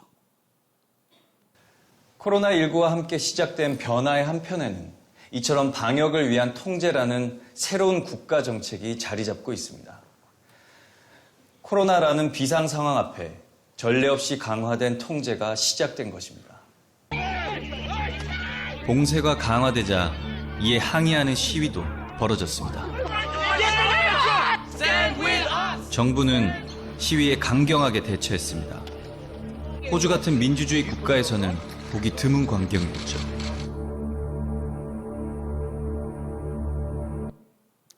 일단 코로나가 3년 정도 되면서요. 호주, 미국, 유럽에서 자유를 외치고 나는 받기 싫어, 나 통제하지 마 이랬던 사람들이 점점 입을 다뭅니다. 개인의 자유보다 공공의 이익이 중요하다. 이게 모든 사람 마음속에 딱 심어졌어요. 심어졌습니다. 그래서 그걸 상징으로 보여줄 수 있는 사건이 있었는데요. 이걸 보시죠. 자유의 여신상이죠, 미국. It says Vegas safely on it. Now, this isn't the first time the statue has worn something. 뭐 하고 She 있습니까? also has worn a Golden Knights jersey and an Aces jersey as well. 자유의 여신상도 마스크 썼다 이겁니다. 자유의 상징인 자유의 여신상도 마스크 썼습니다. 개인의 자유보다 공공의 이익이 중요합니다. 이제 이게 모든 자유국가에서도 다 받아들인 거예요. 이 말은요. 앞으로 코로나 같은 위기가 터지잖아요. 강제할 수 있다는 겁니다. 표 다 받을 거예요. 표 안 받으면 안 된다고 할 거니까 표 받을 겁니다. 이런 식으로 계속 하겠죠. 코로나19 때요. 작은 정부의 시대 저물어 간다. 막강한 거대 정부가 출현했다 그랬죠. 세계 정부 형성을 촉구하기도 했습니다. 비상사태라는 이유만으로 모든 것이 순식간에 가능해졌습니다. 코로나 때요. 미국은 전체 국민 70%를 집 밖으로 나오지 못하게 하는 봉쇄령을 실시했어요. 실제로 다 말 들었습니다. 인도도요. 전국 봉쇄령 21일간 실시했고 모든 대중교통도 운행을 중단시켰는데 학교와 종교시설도 폐쇄시켰고요. 이를 어길 시에는 체포, 구속, 벌금을 하고 몽둥이를 때리기도 했습니다. 스페인은요. 필요할 경우 군대를 투입하기로 했고요. 필리핀에서는 돌아다니지 말라는 통제에 따르지 않으면 어떻게 했을까요? 총에 맞아 쏘기도 했습니다. 이렇게 해서 강한 정부가 나온 거예요. 위기 속에서는 정부가 강하게 통제할 수 있다. 이게 모든 사람들이 동의를 한 겁니다. 통제 사회를 더욱 굳건히 지켜나가겠다. 또 영상 하나 보여드릴게요. 마스크 안 썼습니다. Маска где? А у вас где маска? Как раз в аптеку иду. Сейчас куплю. Скорей. Так, стой. Маска где? Маску одень.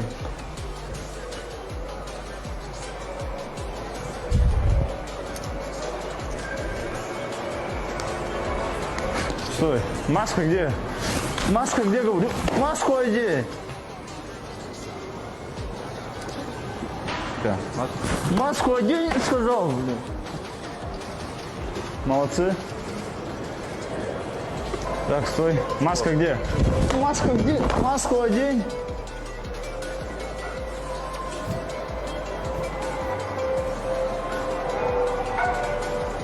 Маску одень.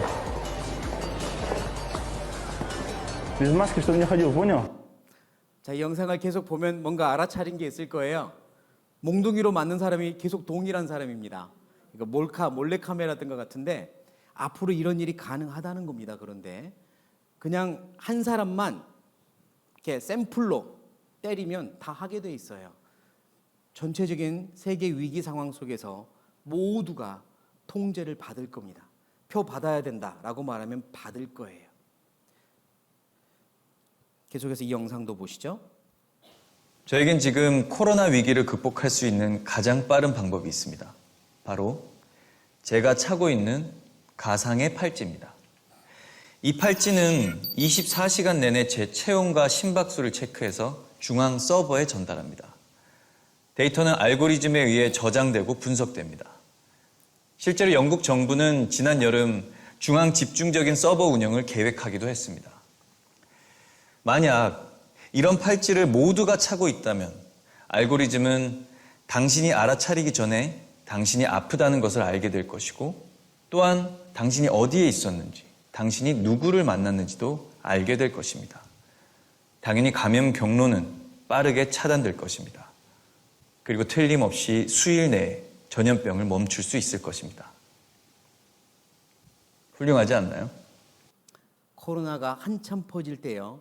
이런 의견이 있었고 이런 장치 개발도 했습니다. 그런데 왜 사람들이 팔찌를 차지 않았냐면 치사율이 낮으니까요. 굳이 그럴 필요까지는 없으니까요. 그래서 하지 않은 거죠. 그런데 치명적인 온역 전염병이 퍼지면 너도 나도 이제 이런 비슷한 걸 하자고 할 겁니다. 그러면 이 사람의 신체 리듬을 보고 체온을 보고 이 사람 코로나 걸렸다 바로 통제가 되고요. 이 사람이 지나간 자리 그 옆에 있었던 사람들 바로 연락을 가서 며칠간 격리시키고 모든 게 자동으로 되는 거예요. 그러면 아주 빠른 속도로 통제가 가능해집니다. 팔찌는 벗어버리잖아요. 벗지 못하게 하려면 어떻게 해야 돼요? 심어야 돼요. 심는 것밖에 없어요. 그걸 이제 아는 거죠. 그러면 주사바늘로는 안 된다. 사람들 다 안 받을 거 아닌가. 개발해라. 빨리 개발해라. 그래서 나온 게 지금 이 정도가 되고 있는 겁니다. 하이드로젤. 하이드로젤이 뭐냐면 콜라겐 비슷한 건데요. 고분자 하이드로젤을 이용한 바이오 센서를 연구하고 있습니다. 콜라겐은 피부 조직과 매우 비슷해서 피부에 집어넣어도 부작용이 없는 거예요. 하이드로젤이 뇌와 기계를 연결한다고? 지구상에서 가장 정확한 센서가 우리 몸속에 들어온다고? 예, 하이드로젤 칩을 만들어서 피부 속에 들어가게 하는 기술을 지금 개발 중입니다. 마치 손 위에다가 스티커를 붙이듯 붙여놓으면 흡수되게 해서 안으로 들어가 피부랑 이렇게 일체화가 되는 그런 정도의 시스템이죠. 주사 맞지 않아도 된다는 거예요. 그리고 이 녀석이 내 모든 신체 리듬도 파악할 뿐만 아니라 신용카드 기능까지 한다는 겁니다. 그러면 안 받겠습니까? 다 받겠죠. 그리고 저 후진국에 있는 나라들 어떻게 이 비싼 걸 받게 해주나 이럴 수 있잖아요. 우리 백신 맞을 때요. 돈 주고 맞았습니까? 공짜로 맞았습니까? 공짜로 맞았습니다. 백신 여러 번 맞으면서 공짜로 맞았어요. 그게 이 칩보다 훨씬 비쌉니다. 그 백신도 공짜로 맞춰주면서 안 거예요. 아, 충분히 가능하다. 전 세계 모든 사람들 이 돈이면 이 칩 다 그냥 공짜로 다 받게 하는 게 훨씬 낫다. 백신 값보다 훨씬 덜 든다는 거예요. 그래서요, 지금 그런 재단, 그런 기구도 만들어지고 있습니다. 후진국에도 칩을 받게 하자는 기구가 만들어지고 있어요. 돈 모아지고 있습니다. 준비 다 되고 있어요. 근데 성경은 오른손에나 이마라고 그랬죠. 왜 그럴까요? 어린이들이 배우는 교과서 5학년 교과서에 이런 내용이 실렸었습니다. 미래 사회에는 어떤 방법으로 물건값을 치르게 될까? 배우는 내용 중에 레이저 화폐 어디나 어디에? 이마나 손에 전자칩을 달거나 표시를 해놓고 처리한다. 지금 성경 공부하는 거 아니에요, 아이들이. 교과서입니다. 앞으로 일어날 일에 대해서 지금 준비되고 있는 걸 배운 것뿐이에요. 앞으로 사용할 화폐는, 경제수단은, 매매 활동은 이마나 손에 표를 받고 그걸로 경제활동을 하게 될 거다. 배웠잖아요. 배우고 있습니다. 그런데 왜 이마나 손일까요? 이미 우리는 코로나 시대 때 경험을 또 다 했습니다. 손목이나 이마를 2, 3cm 이하로 가까이 대주세요. 지금 뭘 하자는 거죠? 발열 체크하자는 겁니다. 손목이나 손등이나 이마에 대고 발열 체크했습니다. 그때 우리는 알았어요. 아, 피부가 노출된 곳은 손과 이마밖에 없구나. 피부 노출된 곳이 그것밖에 없어요. 그래서 그곳이 가장 편한 곳이었어요. 이마 대라고 하는 거 이제는 불편하지 않아요. 부끄럽지도 않아요. 이마 대는 거 너무 자연스러워요. 이미 경험 끝났습니다. 이제 다음에 여러분 이마나 손에 표 받읍시다. 자연스럽게 되는 거예요. 코로나가 모든 걸 앞당겨 놨습니다. 모든 사람 마음속에 이거 받아들일 준비가 다 돼 있다고요. 이제 세계적인 위기, 온역이 됐든 아니면 저 물음표, 저런 혼란이 오면 세계 지도자는 이거 받읍시다라고 할 겁니다. 그리고 GPS 추적 장치가 있으니까 범죄자들 누구든지 잡아낼 수 있어요. 인공위성으로 다 바로 잡습니다. 통제 사회가 가능하죠. 범죄 없는 세상도 가능해요. 얼마나 좋습니까? 그렇게 될 거예요. 지금 준비가 되고 있습니다. 아주 빠른 속도로. 그리고 이 이후에는 어떤 일이 벌어질까? 성경은 또 예언을 하고 있습니다. 세계 지도자가 하나가 되자고 이마나 손에 칩을 받자고 하고 그 이후에는 어떤 일이 벌어질까? 성경은 큰 전쟁이 일어날 거라고 예언을 하고 있습니다. 그리고 이 전쟁은 전 세계의 마지막 심판의 전쟁이라고 성경은 예언합니다. 정말 그런지 그렇지 않은지 확인해 봐야 되지 않겠습니까? 그리고 이 사건은 무엇인지도 확인을 해봐야겠습니다. 그리고 하나님을 믿는 사람들은 그러면 어떻게 해야 될까요? 표 받으라고 할 때 표는 받아야 할까요? 받지 말아야 할까요? 전쟁이 일어날 때 전쟁에 참여는 해야 될까요? 하지 말아야 될까요? 이런 질문들을 하는데요. 그 질문에 대한 대답도 성경을 통해서 확인해 봐야겠습니다. 언제 할까요? 5분 쉬었다가 2교시 때 하겠습니다. 5분 쉬겠습니다.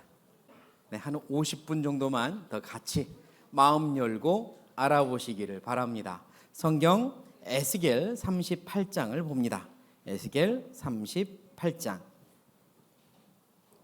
어제 우리는 이스라엘 민족이 회복될 거라는 예언의 말씀으로 에스겔 36장을 펼쳐서 봤어요. 에스겔 36장에는 에덴 동산같이 될 것이다. 이런 말씀들이 예언이 있었죠. 에스겔 37장은요. 죽음과 같던 이스라엘 민족이 강한 군대가 돼서 민족의 힘을 얻을 거라는 예언이 37장이고요. 이제 38장은 앞으로 일어날 일입니다. 전쟁에 대한 예언의 말씀이에요. 정말 이 예언의 말씀이 진행되고 있고 준비되고 있는지 우리가 확인을 좀 해봐야겠습니다. 허무맹랑한 사실인지 하나님 말씀인지 말이죠. 에스겔 38장 3절부터 제가 읽겠습니다. 이르기를 주 여호와의 말씀에 로스와 메섹과 두발 왕 고가, 이 본문에 있는 말씀 중에 노란색 표시가 된 부분은 다 나라와 지명 이름이에요. 로스, 메섹, 두발, 밑으로 가서 바사와 구스와 붓과 고멜과 그 모든 때와 극한 북방의 도갈마 족속과 이들이 연합을 해서 어느 나라를 쳐들어갈 거라는 예언인 겁니다. 이 나라와 이 지역, 이 사람들이 서로 연합을 해가지고 어디론가 쳐들어간대요. 그러면 이 지역은, 이 나라는 어떤 나라일까 알 수 있나? 알 수 있습니다. 에스겔 2600년 전에 기록될 때 그 당시 지역 이름을 여기다 기록한 거고요. 2600년 후에 지금은 어떤 나라로 이름이 바뀌었나 알 수 있습니다. 우리나라 대한민국, 이전에 뭐였죠? 조선, 그 전에 고려, 그 전에 이렇게 알 수 있잖아요. 서울, 옛날 이름이 뭐였죠? 한양, 그 전에 몰라도 됩니다. 괜히 됐습니다. 네. 여하튼 지명 이름이 어떻게 변천되어 왔는지는 다 추적이 가능해요. 그래서 이 나라 이름 다 알아냈습니다. 지금 어떤 나라인지 알고 있어요. 그 나라 사람들도 자기 나라가 성경에 있는 거 알 사람은 압니다. 자, 이들이 연합을 해서 한 나라를 쳐들어간대요. 어떤 나라를 쳐들어가는지 여러분들이 한번 보고 맞춰보십시오. 11절부터 읽어보죠. 내가 평원의 고을들로 올라가리라. 성벽도 없고 문이나 빗장이 없어도 염려 없이 다 평안히 거하는 백성에게 나아가서 전쟁의 목적이 여기 나옵니다. 물건을 겁탈하며 노력하리라 하고 네 손을 들어서 황무하였다가 지금 사람이 거처하는 땅, 열국 중에서 모여서 짐승과 재물을 얻고 어디에? 세상 중앙에 거하는 백성을 치고자 할 때에 어디 쳐들어가는 겁니까? 이스라엘 쳐들어가는 겁니다. 전 세계에서 돌아와서 힘과 재물을 얻고 있는 이스라엘, 그 나라를 아까 보았던 이 나라들이 연합을 해서 쳐들어간대요. 앞으로 일어날 일입니다. 앞으로. 그럼 어떤 나라들인가 이름을 살펴보죠. 로스는 러시아, 메색은 모스코바, 두발은 투볼스크입니다. 바사 페르시아는 이란이고 구스는 이디오피아, 붓은 리비아, 도갈마 족속은 터키, 고멜은 동부 유럽이었어요. 다 나왔죠? 이스라엘은 여기 녹색입니다. 그러면 이스라엘을 중심으로 삥 둘러있는 나라들이네요. 이스라엘을 중심으로 삥 둘러있는 나라들이 연합을 해서 이스라엘을 쳐들어간다는 겁니다. 자, 이제 어떻게 준비되고 있는지 살펴봐야죠. 성경이 우리나라 말로 들어온 건 약 몇 년 전? 110년 전, 1911년에 들어온 겁니다. 그럼 제가 질문 하나 해볼게요. 1911년 우리나라 말로 성경이 들어왔을 때 우리 어른들은 에스겔 38장을 분명히 읽었습니다. 그 당시 위로 올라가면 지금은 러시아 연방공화국이지만 소련이었어요. 소련. 1911년 당시 소련이라는 나라는 이 성경에 의하면 두목이 돼가지고 연합국을 형성해서 이스라엘을 쳐들어간다라고 예언하고 있는데요. 1911년 당시 그 당시 소련이란 나라는 공산국가였을까요? 아니었을까요? 출제자의 의도를 생각하며 찍으셔도 돼요. 공산국가였을까요? 아니었을까요? 아니었습니다. 공산국가가 된 건 1917년 공산주의 혁명으로 공산국가가 되었고요. 그전에는 공산국가 아니었어요. 농사짓는 착실한 국가였습니다. 소련이요. 성경이 들어올 때만 해도 그렇단 말이에요. 그러니까 우리 어른들은 그러니까 저 로스, 메색, 두발이 지금 소련인데, 소련의 지역들인데 저 나라가 두목이 돼가지고 이스라엘을 쳐들어간다고? 에이, 말도 안 돼. 이랬을 거란 말입니다. 또 다른 질문을 해볼게요. 1911년 당시 소련은 나라에서 모든 국민이 함께 인정하는 종교, 국교라고 그러죠. 종교가 있었습니다. 국교는 무엇이었을까요? 객관식. 1번 불교, 2번 이슬람교, 3번 기독교. 찍어보셔요. 몇 번? 3번 기독교 국가였습니다. 러시아 정교회라고 하는 교회를 중심으로 기독교 국가였어요. 그러니까 1911년에 우리나라 말로 성경이 들어왔을 때 러시아라는 나라는 기독교, 하나님 믿는, 농사짓는, 우크라이나 밀 곡창지대죠. 농사짓는, 착실한, 선한, 전쟁 별로 하지 않는 그런 나라였다고요. 그런데 성경은 그 나라가 두목이 되어서 쳐들어간대요. 에이, 말도 안 돼. 이럴 법하지 않습니까? 그런데 지금은 어때요? 공산국가가 되었고 지금은 전쟁을 준비하는 나라가 됐습니다. 그리고 또 하나가 중요한 게 여기 보시면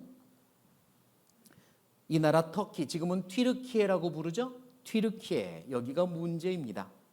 제가 2, 3년 전에 싱가포르에서 이런 성경 강연회를 했을 때의 일입니다. 네 번째 날 이 말씀을 전했어요. 이걸 보여주며 여러분, 지금 모든 준비가 끝났습니다. 러시아와 주변 국가가 연합을 이루었습니다. 이들은 언제든지 전쟁이 일어나면 한편이 될 준비가 끝났습니다. 이렇게 말했어요. 그런데 그 자리에 싱가포르 대학교에 세계 정치와 정세를 가르치는 교수님이 앉아 있었습니다. 제가 더 잘할까요? 그분이 더 잘할까요? 세계 정치에 대해서. 그분이 더 잘할 거 아니에요. 다 끝난 다음에 그분이 저한테 오시더라고요. 그리고 목사님, 말씀 잘 들었습니다. 그래요. 예, 고맙습니다. 그런데 목사님, 틀린 것도 있네요. 뭐가요? 터키는 말이죠. 러시아랑 친하지 않습니다. 단 한 번도 소련하고 러시아랑 친한 적 없습니다. 터키는 친미 국가입니다. 이스라엘과도 지금 친해요. 이러더라고요. 제가 깜짝 놀랐습니다. 한 번도 그 생각 해본 적도 없고 사실 그때 그렇게 배운 적도 없어요. 그냥 다 끝난 줄 알았거든요.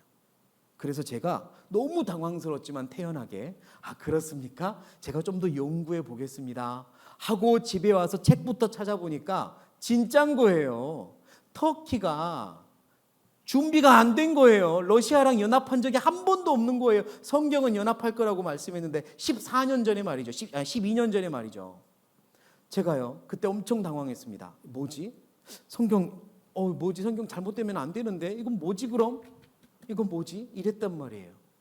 그런데 불과 몇 년 전에 놀라운 일이 벌어지죠. 영상을 보겠습니다. 뿐만이 아닙니다. 최근 터키는 러시아로부터 계약액만 약 2조 3천억 원에 달하는 첨단 방공미사일 시스템 S-400을 구매하였습니다. 나토 회원국인 터키가 미국과 서방 관계의 우려와 반대에도 불구하고 러시아제 무기를 구입을 강행한 것 또한 현재 터키의 입장을 정확히 반영하고 있다고 볼 수가 있죠. 여기서 또 주목해야 할 관계는 터키와 이스라엘입니다. 터키는 중동 국가 중에서는 처음으로 이스라엘 국가를 인정했으며 안보 부분에서 서로 긴밀한 협력을 이어온 두 나라였지만 최근 이 관계도 급속도로 얼어붙고 있습니다.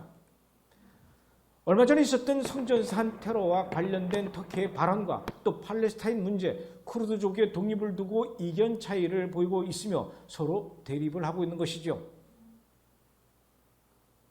터키의 이러한 변화의 움직임을 우리가 주목해야 하는 이유는 이 모든 것이 성경의 마지막 때에 예언하고 있는 바와 일치하고 있기 때문입니다. 여러분도 아시다시피 에스겔서 38장 39장은 곡과 마국 전쟁에 대하여 이야기하고 있습니다. 중요한 것은 현재 에스겔 선지자가 예언한 대로 터키와 이란과 러시아가 연합을 이루고 있다는 것입니다. 이러한 연합은 지금까지 없었던 일이었습니다. 서로 상이한 이해관계를 가지고 있는 나라가 연합하는 것을 보며 의문을 가지는 학자들도 있을 정도입니다. 불과 5, 6년 전에 터키가 입장을 바꿔버립니다. 미국과 지금 원수국가 돼버렸어요. 그리고 러시아와 친밀국가가 됐고 이스라엘과도 등을 돌렸습니다. 아주 빠른 속도로 이루어졌어요. 지금 준비가 끝났습니다. 터키가 이제 러시아와 손을 잡았어요. 저는 그 교수님 꼭 만나고 싶어요. 혹시 아는 분 있으면 좀 알려주세요. 그 교수님 지금 얼마나 놀랄까 싶어요. 제발. 성경 사실입니다. 지금 준비가 끝났어요. 그리고 제가 말씀을 보며 의문을 가졌던 게 뭐냐면 전쟁의 목적이에요. 물건을 겁탈하며 노력하리라 그랬잖아요. 물건을 겁탈하며 노력하리라. 무엇 때문일까? 물론 성경을 구체적으로 자세히 읽어보면 이때 세계 정부의 지도자가 이스라엘 성전에 앉아서 하나님인 척하기 시작합니다. 자기가 스스로를 높여 신이라고 해요. 그래서 성경은 그를 적 그리스도라고 부릅니다. 스스로를 신이라고 부르고 스스로 높아지기 시작합니다. 이스라엘에서요. 그래서 아마 거기에 반역하는 그 연합국이 이스라엘을 쳐들어가는 걸 거다라고도 이해할 수 있어요. 하지만 성경은 정확하게 물건을 겁탈하며 노력하리라 그랬거든요. 무엇일까? 무엇 때문일까? 늘 알고 싶었습니다. 물론 지금도 정확하게 이것 때문이다라고 말할 수는 없어요. 하지만 어느 정도 윤곽이 드러나는 것 같아요.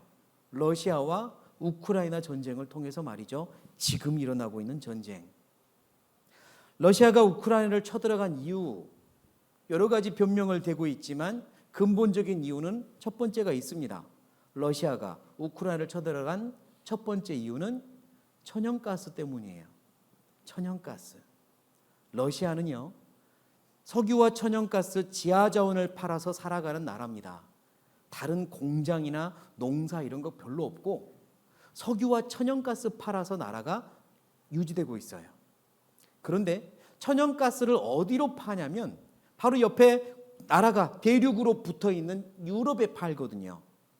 천연가스는 가스니까 기체잖아요. 바다를 통해서 다른 나라로 수출하려면 엄청 많은 비용이 듭니다. 바다를 통해서 수출하려면 먼저 가스, 기체를 액체로 바꿔야 돼요. 액화가스로 바꾸고 다시 그 나라에 도착하면 기체로 다시 바꾸어서 써야 됩니다. 그러니까 바꾸는 돈이 많이 들어요. 그래서 해상으로 수출하는 건 좀 어려움이 있거든요. 더 좋은 건 내륙으로 수출하는 거예요. 그래서 러시아는 땅 밑에다가 파이프를 묻어서 유럽으로 연결을 다 해놨습니다. 파이프로 가스가 수출하는 거죠. 그런데 그 파이프가 지나가는 땅 밑으로 묻어놨는데 그 위에 어떤 나라가 있냐면 우크라이나가 있어요. 우크라이나가 속담에 손 안 대고 뭐 푼다 그러죠. 아니 자기 땅 밑으로 가스관 지나간다고 러시아에게 으름장을 놓습니다. 세금 올릴 거야 이러는 거예요. 자기들은 한 게 아무것도 없으면서. 그리고 그 파이프에다가 진짜로 빨대를 꽂고 자기들이 쓰는 겁니다. 기분 좋아요, 나빠요? 엄청 나빠요. 러시아가요, 하지 말라고 경고를 몇 번이나 했는데 말 안 듣습니다. 그리고 괜히 기분 나쁘면 세금 올릴 거야, 잠궈버릴 거야, 뭐 이런 으름장을 놓는 거죠. 그러니까 러시아가 벼르고 있었어요. 언젠가 너희들 가만 안 둬. 그리고 제일 원하는 건 뭐예요? 그 땅을 차지해버리면 돼요. 우크라이나를 먹어버리면 영향받지 않고 계속 수출이 가능하잖아요. 그래서 전쟁이 일어났어요. 우크라이나를 빨리 먹어버리려고. 그래서 천연가스 수출을 더 원활하게 하려고. 그런데 생각보다 길어져 버렸잖아요. 처음에 유럽의 다른 나라들, 천연가스를 수입하는 나라들, 독일을 비롯한 다른 나라들이요, 전쟁이 빨리 끝나기를 바랬어요. 그러면 자기들이 어떤 의사표현을 안 해도 되니까. 근데 길어져 버렸잖아요. 그래도 나름 유럽은 민주국가인데 전쟁을 먼저 일으킨 나라 편을 들 수가 없는 겁니다. 그래서 유럽에서요, 우리 러시아제 천연가스 수입 안 하겠다라고 발표를 합니다. 러시아가 수출을 더 하려고 전쟁 일으켰다가 수출이 막혀버렸네요. 그래도 러시아는 믿는 구석이 있어요. 너희들 천연가스 쓰지 않으면 겨울에 얼어 죽어. 너희들이 버티면 얼마나 버틸 거야? 유럽 사람들에게. 너희들은 결국 수입하게 돼 있어. 이러면서 안심하고 있었습니다. 그런데 어제 배웠죠? 바다의 풍부가 이스라엘로 돌아가면서 이스라엘 지중해 앞바다에서 뭐가 발견돼요? 천연가스가 발견돼요. 천연가스는 러시아 눈치 봐요, 안 봐요? 안 봅니다. 미국도 눈치 안 보는데 이스라엘이 러시아 눈치 보겠습니까? 이제 이 많은 천연가스 자기들이 쓰고도 남으니까 뭔가 해야죠, 수출을. 그래서 이 이스라엘이요, 여기 보시면 우크라이나가 지리적으로 중요해서 러시아가 전쟁을 일으켰고, 이스라엘은요 석유가 많이 나잖아요. 그래서 바다 해저로 파이프를 묻어서 남부 유럽, 그리스와 이탈리아까지 파이프를 묻었습니다. 뭐 하려고요? 수출하려고. 우리가 남부 유럽에 수출하겠다는 마음을 먹었어요. 그리고 독일과 러시아 사이에 파이프를 하나 더 묻었었는데 독일은 우리 수입 안 하겠다고 막아버린 겁니다. 그러니까 이스라엘에서 이탈리아로 가는 이 가스관, 이게 이제 살아있는 거예요. 이스라엘 가스 대량 수출, 유럽은 러시아 대안으로 터키 이스라엘 가스관 활용을 논의하고 있다. 이 이스라엘의 가스관이 터키 그 바다령도 지나거든요. 이집트 이스라엘과 천연가스 공급 협약을 체결했고요. EU와 이스라엘도 가스 협약을 체결을 했어요. 러시아가 유럽에 천연가스를 더 팔아보겠다고 전쟁 일으켰는데 전쟁 때문에 이제 누가 갑자기 가스를 팔기 시작했어요? 이스라엘이요. 미워요, 안 미워요? 엄청 밉죠.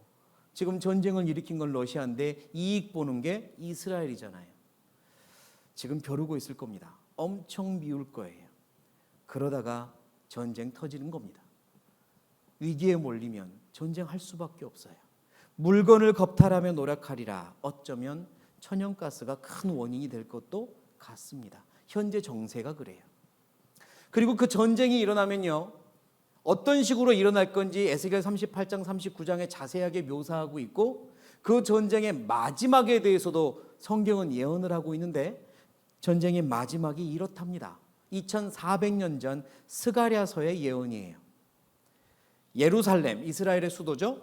예루살렘을 친 모든 백성에게 여호와께서 내리실 재앙이 이러하니 곧 섰을 때에 그 살이 썩으며 그 눈이 어디에서?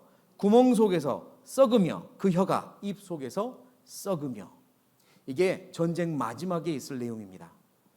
하나님께서 재앙을 내리시는데 서 있는데, 서 있다는 말은 살아있다 죽어있다? 살아있는데 썩어버린대요. 눈이 구멍 속에서 혀가 입 속에서 썩어버린대요. 아니 2400년 전에 전쟁을 하면 칼과 창을 가지고 전쟁을 했는데 몇 번을 찔러야 서 있는데 썩을까요?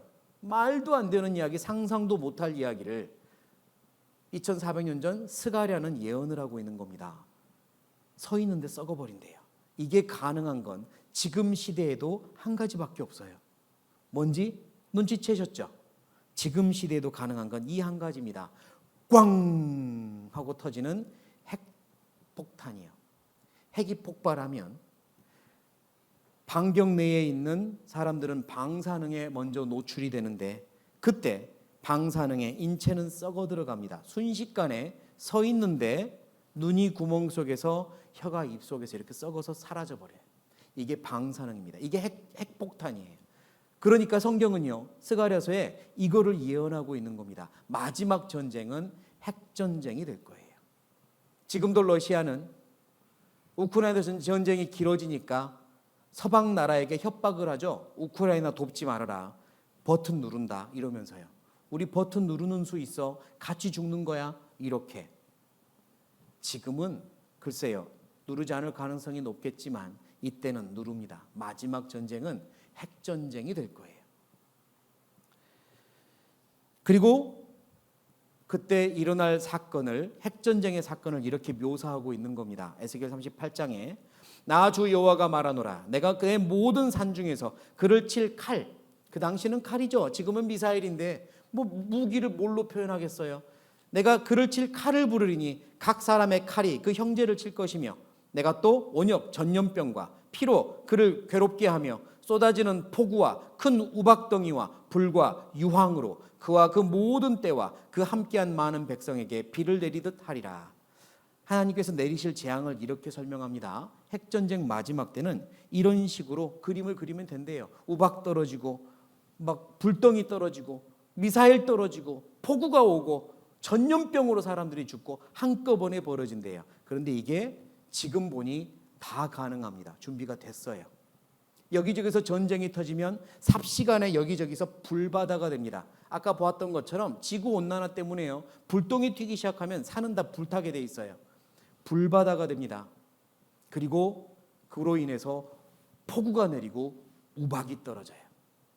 성경은 그때 요한계시록에는 이런 예언을 했는데요. 또 무게가 한 달란트 약 40kg이나 되는 큰 우박이 하늘로부터 사람들에게 내리매. 우박이 떨어지는데 어마어마하게 큰 우박이 떨어진대요. 요즘은 우박 이제 이름이 붙었습니다. 거대 우박이라고 이름을 불러요. 지금 떨어진 우박들이 그렇거든요.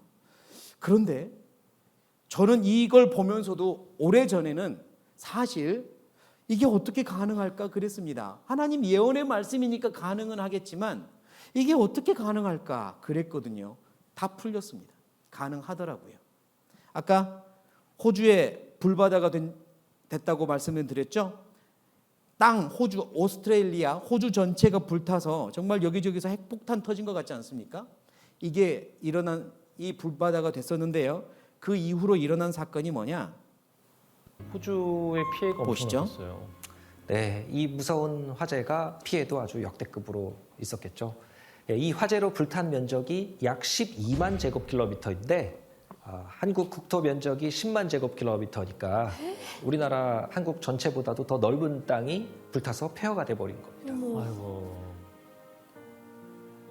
호주 전체 숲의 약 14%가 불이 탔고 수십 개의 국립공원과 약 2만 개 이상의 농장이 피해를 입게 됐었고요. 2020년 1월 주구슬에는 또다시 호주를 대혼란에 빠뜨리는 그런 일이 발생하게 됐습니다. 또 하나가 뭐죠? 또 있었어요? 또 있었어. 산불이 또 일어난 건 아니죠? 예. 몇 달째 이어진 최악의 산불로 큰 피해를 입은 호주 남동부 지역에 갑자기 우박이 쏟아졌고 거대한 먼지 폭풍까지 발생했습니다. 너무 이상한데요? 이게 믿기지 않는 일이 벌어지는 거죠. 이게 무슨 일이지? 뭐야 이거? 아니 뭐야 이게? 소리 들어봐 소리. 저거 맞으면 큰일 날 것 같은데요? 크기를 보세요. 이게 거의 뭐 골프공 크기의 이런 우박이 도시에 폭풍처럼 막 이렇게 몰아치면서 도시가 다 아수라장이 돼버린 거죠. 이게 떨어진다고? I have never ever seen anything like this in my life.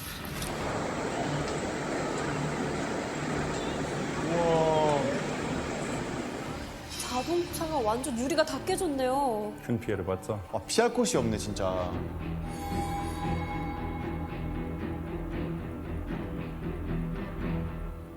너무 위험했겠다. 아니 교수님 근데 여기에 왜 갑자기 또 우박이 떨어진 건지 좀 설명을 해줄 수 있어요? 예, 아까 불이 나면은 뜨거운 공기가 가벼워지니까 가열이 되니까 치솟아 오른다 그랬죠. 산곡으로. 치솟을 때 재, 먼지, 뭐 수증기 이런 것들이 다 같이 붙어가지고 막 올라가죠. 그러다 보면 자리에서 얼어버려요. 다 얼죠. 당시에는 이 워낙 대규모 화재니까 상승 기류도 아주 강하고, 그러니까 이 상승 기류를 타고 하늘 위에서 이 거대한 이런 우박들이 계속 반복해서 오르내리다가 엄청나게 크고 무거운 얼음 덩어리가 돼가지고 녹을 새도 없이 그대로 떨어지게 됩니다. 와. 그런 일이 벌어집니다. 아니 이게 진짜 너무 비정상적인 상황인 건데. 이 비정상적인 상황이 앞으로 일상화가 될 겁니다. 산불이 일어나도 이 정도인데요. 전쟁이 일어나면 사방대가 불이 타겠죠? 상승 기류는 얼마나 높이 올라가겠어요? 그때 수증기도 또 바다에서 많이 올라가겠죠? 올라가서 얼어요. 그런데 떨어질 새가 없이 계속 상승 기류는 있으니까 커지는 겁니다. 우박이 커지고 커지다가 무게가 커지면 떨어지는 거죠. 이제 전쟁이 일어나면 불이 타면 우박도 내립니다. 우박은 그래서 40kg 정도의 큰 우박도 그때는 내릴 거예요. 지금도 우리 눈앞에 거대 우박들이 내리고 있어요.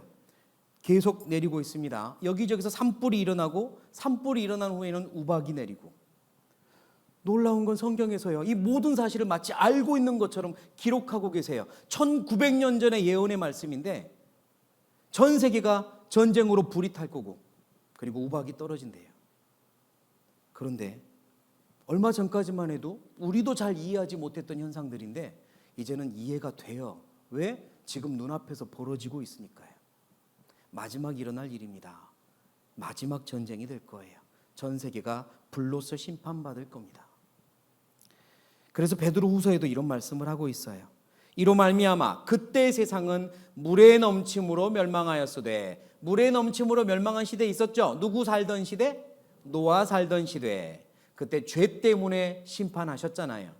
이제 하늘과 땅은 그 동일한 말씀으로 죄를 심판하시는, 마음과 생각과 계획을 보시는 하나님이 죄를 심판하시는 동일한 말씀으로 무엇하기 위하여? 불사르기 위하여 간수하신 바 되어 경건치 아니한 끝까지 배척하는 사람들의 심판, 멸망의 날까지 이 세상은 지금 준비되고 있습니다. 이게 성경의 예언의 말씀이에요. 그런데 여기에 한 가지 우리가 보아야 될 힌트가 하나 숨어 있어요. 예수님이 왜 이때 오시고 예수님이 오실 때 무슨 일이 벌어질까? 이것에 대한 힌트입니다. 방금 베드로후서에서는 마지막에 있을 불심판을 노아의 홍수 사건과 연결을 하고 있죠. 이게 노아의 홍수 사건이잖아요. 기억을 더듬어 보세요. 하나님이 물로 세상을 심판할 때 하나님을 경외했던 의로운 사람 노아와 그의 가족이 물에 같이 휩쓸렸습니까? 안전한 곳에 먼저 보호받았습니까? 안전한 곳에 먼저 들어갔어요. 노아의 방주, 안전한 곳에 먼저 들어가고 문이 닫히고 비가 내리기 시작한 겁니다. 마찬가지예요. 예수님이 오시는 이유가 그것 때문입니다. 예수님도 이렇게 말씀하세요. 마태복음 24장 홍수 말씀을 하시죠. 홍수가 나서 저희를 다 멸하기까지 깨닫지 못하였으니 인자의 임함 재림도 이와 같으리라. 그때에 주님이 다시 올 때 두 사람이 밭에 있음에 하나는 어쩐대요? 데려감을 당하고 하나는 버려둠을 당할 것이요. 두 여자가 매를 갈며 식사 준비하고 있을 때 하나는 데려가고 하나는 어쩐답니까? 버려둠을 당할 것이니라 그랬어요. 예수님이 오신 이유가 뭐냐? 데려가려고 오신대요. 누구를 데려가느냐? 하나님을 믿는 경건한 그리스도인들, 참으로 거듭난 그리스도인들, 진짜로 구원받은 그리스도인들을 데리러 오시는 거예요. 그때 데리고 가시고 그렇지 않은 사람들은 남겨둔답니까? 버려둔답니까? 버려둔다고 하셨어요. 너무 적당한 표현을 하신 겁니다. 버려둔대요. 버린다는 의미 알죠? 제가 이 종이를 다 썼어요. 그 다음 어떻게 하죠? 구기 구겨서 버리는 겁니다. 그 다음에 태우는 거죠. 저게 버리는 겁니다. 남겨두는 거 아니에요. 또 다른 기회를 주기 위해 남겨두는 거 아닙니다. 버린다고 그랬어요. 하나님이 거듭난 그리스도인들, 이런 기회에 하나님의 사랑을 깨닫고 선물을 받고 구원받은 그리스도인들은 데려가려고 오세요. 그리고 끝까지 배척한 이들은 버리는 겁니다. 어디에? 불타는 세상에 버린다고 하셨어요. 그때가 가깝습니다. 예수님이 이때 오실 때 전 세계적으로 일어날 사건이 많은 사람들을 데려가는 겁니다. 거듭난 그리스도인들을 데려가는 겁니다. 들려 올라가는 겁니다. 그래서 이 사건을 신학 용어로 뭐래요? 안 들려요. 뭐래요? 들림이래요. 이거 아니고 들려 올라가는 겁니다. 들림이라고 불러요. 한자어로는 휴거라고도 부르고 영어로는 환희라는 뜻의 rapture라고 그럽니다. 들려 올라갈 겁니다. 많은 사람들이 사라질 거예요. 만약 여기 계신 분들 중에 한 분이라도 어느 날 뉴스를 통해서 여러분 전 세계적으로 이상한 일이 벌어졌습니다. 많은 사람들이 한꺼번에 사라졌습니다. 뉴스를 듣는다면 여러분은 데려간 겁니까? 버려둔 겁니까? 버려둔 겁니다. 그때 여러분은 버림받은 걸 아시면 됩니다. 다시는 기회 없습니다. 다시는 기회 없어요. 그러니까요.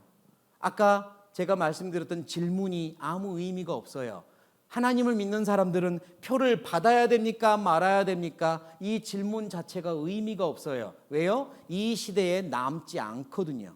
이 시대에 남아서 표를 받을까 말까 고민한다면 여러분은 버림받았다는 의미입니다. 이미. 마음대로 하세요. 전쟁이 일어나면 참여해야 됩니까? 말아야 됩니까? 마음대로 하세요. 이미 버림받았거든요. 거듭난 그리스도인들은 이 시대에 들어가지 않습니다. 올라가요. 들려 올라갑니다. 그러자 어떤 분들이 또 이런 이야기를 합니다. 아니, 어떻게 세상에 많은 사람들이 한꺼번에 사라진단 말입니까? 아유, 이해 안 돼요. 못 믿겠어요. 이럽니다.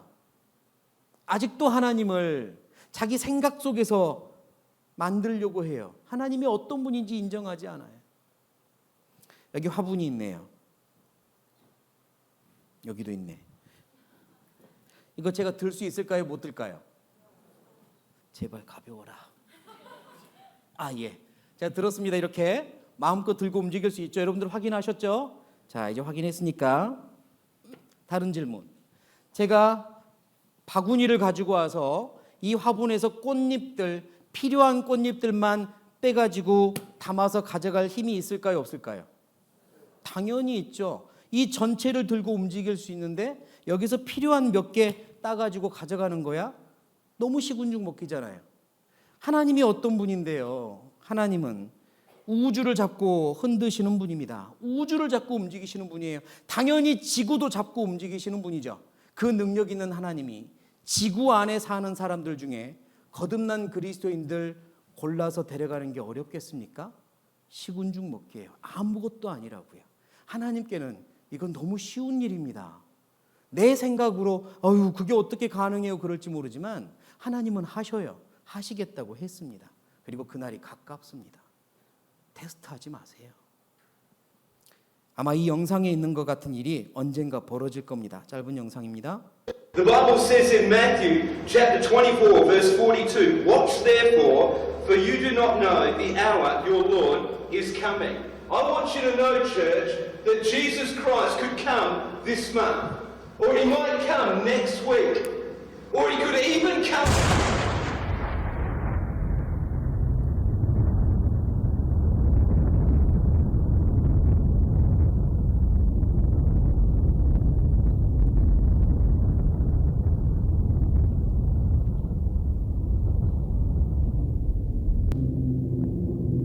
당신은 준비됐습니까? 이거 스스로 대답해 보셔야 돼요. 지금이라도 주님 오시면 정말 구원받은 사람들과 그렇지 않은 사람들 확연하게 구분됩니다. 데려가고 버려질 거니까. 수십 년 교회를 다녀도 하나님 만날 준비 안 된 사람들, 구원의 확신이 없는 사람들은 버려질 겁니다. 지금은 안 그런 척, 나도 믿는 척, 지금은 그럴 수 있지만 주님이 오실 때는 다 드러납니다. 그러니까 정직하세요. 이번이 나에게 마지막 기회가 될 수도 있습니다. 나는 과연 준비됐나? 내 영혼에게 물어보시면 돼요. 주님 오시면 나는 주님 만날 준비가 충분한가? 충분입니다. 100% 완전히 충분히 준비됐나? 영혼에게 물어보세요. 99%는 준비된 것 같은데 1% 남은 것 같은데 그런 분들은 아직 준비 안 된 겁니다. 버려질 거예요. 그래서 이런 시간이 주어진 거죠. 지금이 어떤 시대입니까? 예수님이 분명히 다시 오겠다고 하셨는데, 그리고 징조를 알려주셨는데 모든 징조들이 눈앞에서 이루어지는 시대입니다. 예수님이 오신 이후에 일어날 사건들도 예언해 주셨는데, 예수님 오신 이후에 일어날 사건, 표를 받는 사건이나 마지막 전쟁의 사건들이 다 준비된 시대에 우리가 삽니다. 지금 우리가 어느 시대에 사는지 스스로, 자기 스스로 분별할 수 있어야 돼요. 아마 그때쯤에 대혼란이 일어나면 세계 지도자는 나타나서 또 많은 사람들이 이야기를 하겠죠. 여러분, 많은 사람들이 사라진 것 때문에 우리 마음 요동하지 맙시다. 그들이 설령 성경에서 말하는 들림이니 휴거니 그게 진짜라 할지라도 남아있는 우리들은 행복하게 재밌게 삽시다. 이러면서 빨리 설득할 겁니다. 그리고 어쩌면 대형 교회 목사님들이 TV에 나와서 이런 말을 하겠죠. 여러분, 지금 사라진 사람들은 절대로 성경에서 말하는 들림 아닙니다, 여러분. 왜 그런지 아십니까? 제가 여기 이렇게 있잖아요. 이런 식으로 말할 겁니다.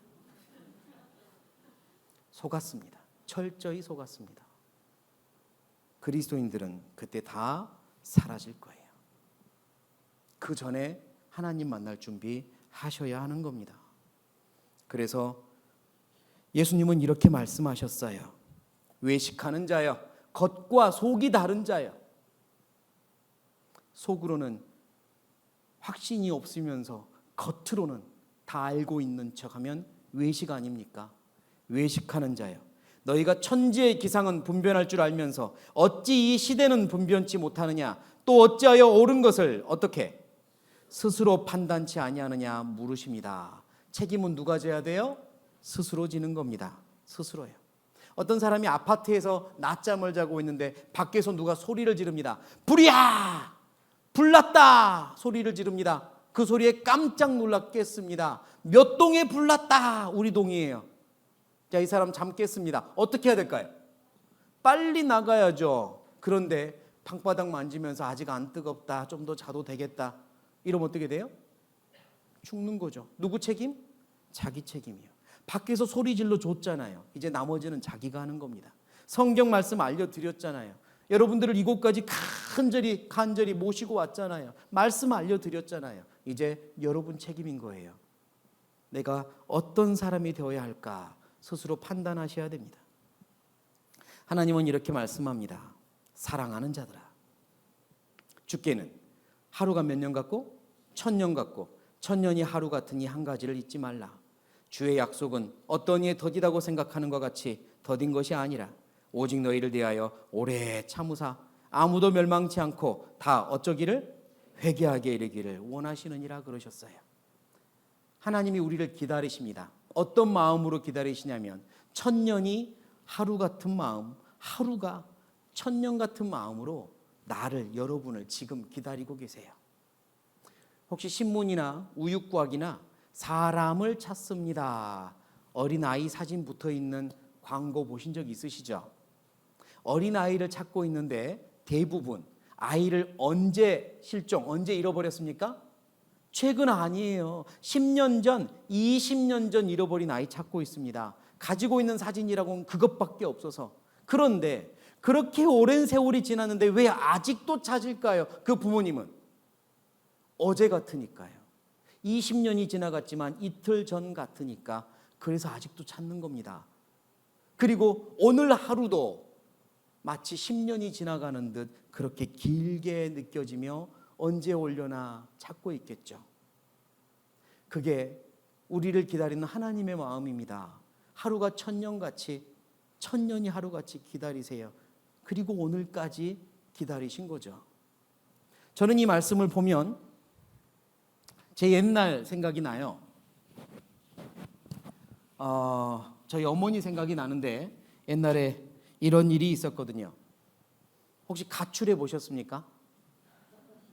가출 한번 해보면 좋은데 뭐 이제 하지 마세요. 제가 어렸을 때요, 생애 처음이자 마지막으로 가출 한번 했거든요. 제가 살았던 곳이 어디냐? 흑산도입니다. 흑산도 들어보셨어요? 저희 아버지가 학교 교편 생활을 하셨기 때문에요, 흑산도로 발령이 났습니다. 그래서 흑산도라는 섬에서 살았어요. 흑산도라는 곳은 뭐 아시는 것처럼 섬이었고요. 우리 집은 여기에 이렇게 사택 관사가 있었습니다. 어느 날, 제가 그때 8살쯤이 됐을까요? 어느 날 밑에 여동생하고 싸웠습니다. 밤에 둘이 막 티격태격 싸우는 걸 아버지가 보고 화가 나셔서 이놈들 집 당장 나가 쫓아내셨어요. 그래서 우리 둘은 밖에 나가서 오돌오돌 떨고 있습니다. 근데 이 녀석이요, 너무 억울했나 봐요. 나는 잘못이 없는데 쫓겨난 것 같았던 겁니다. 그래서 동생한테 이렇게 말했어요.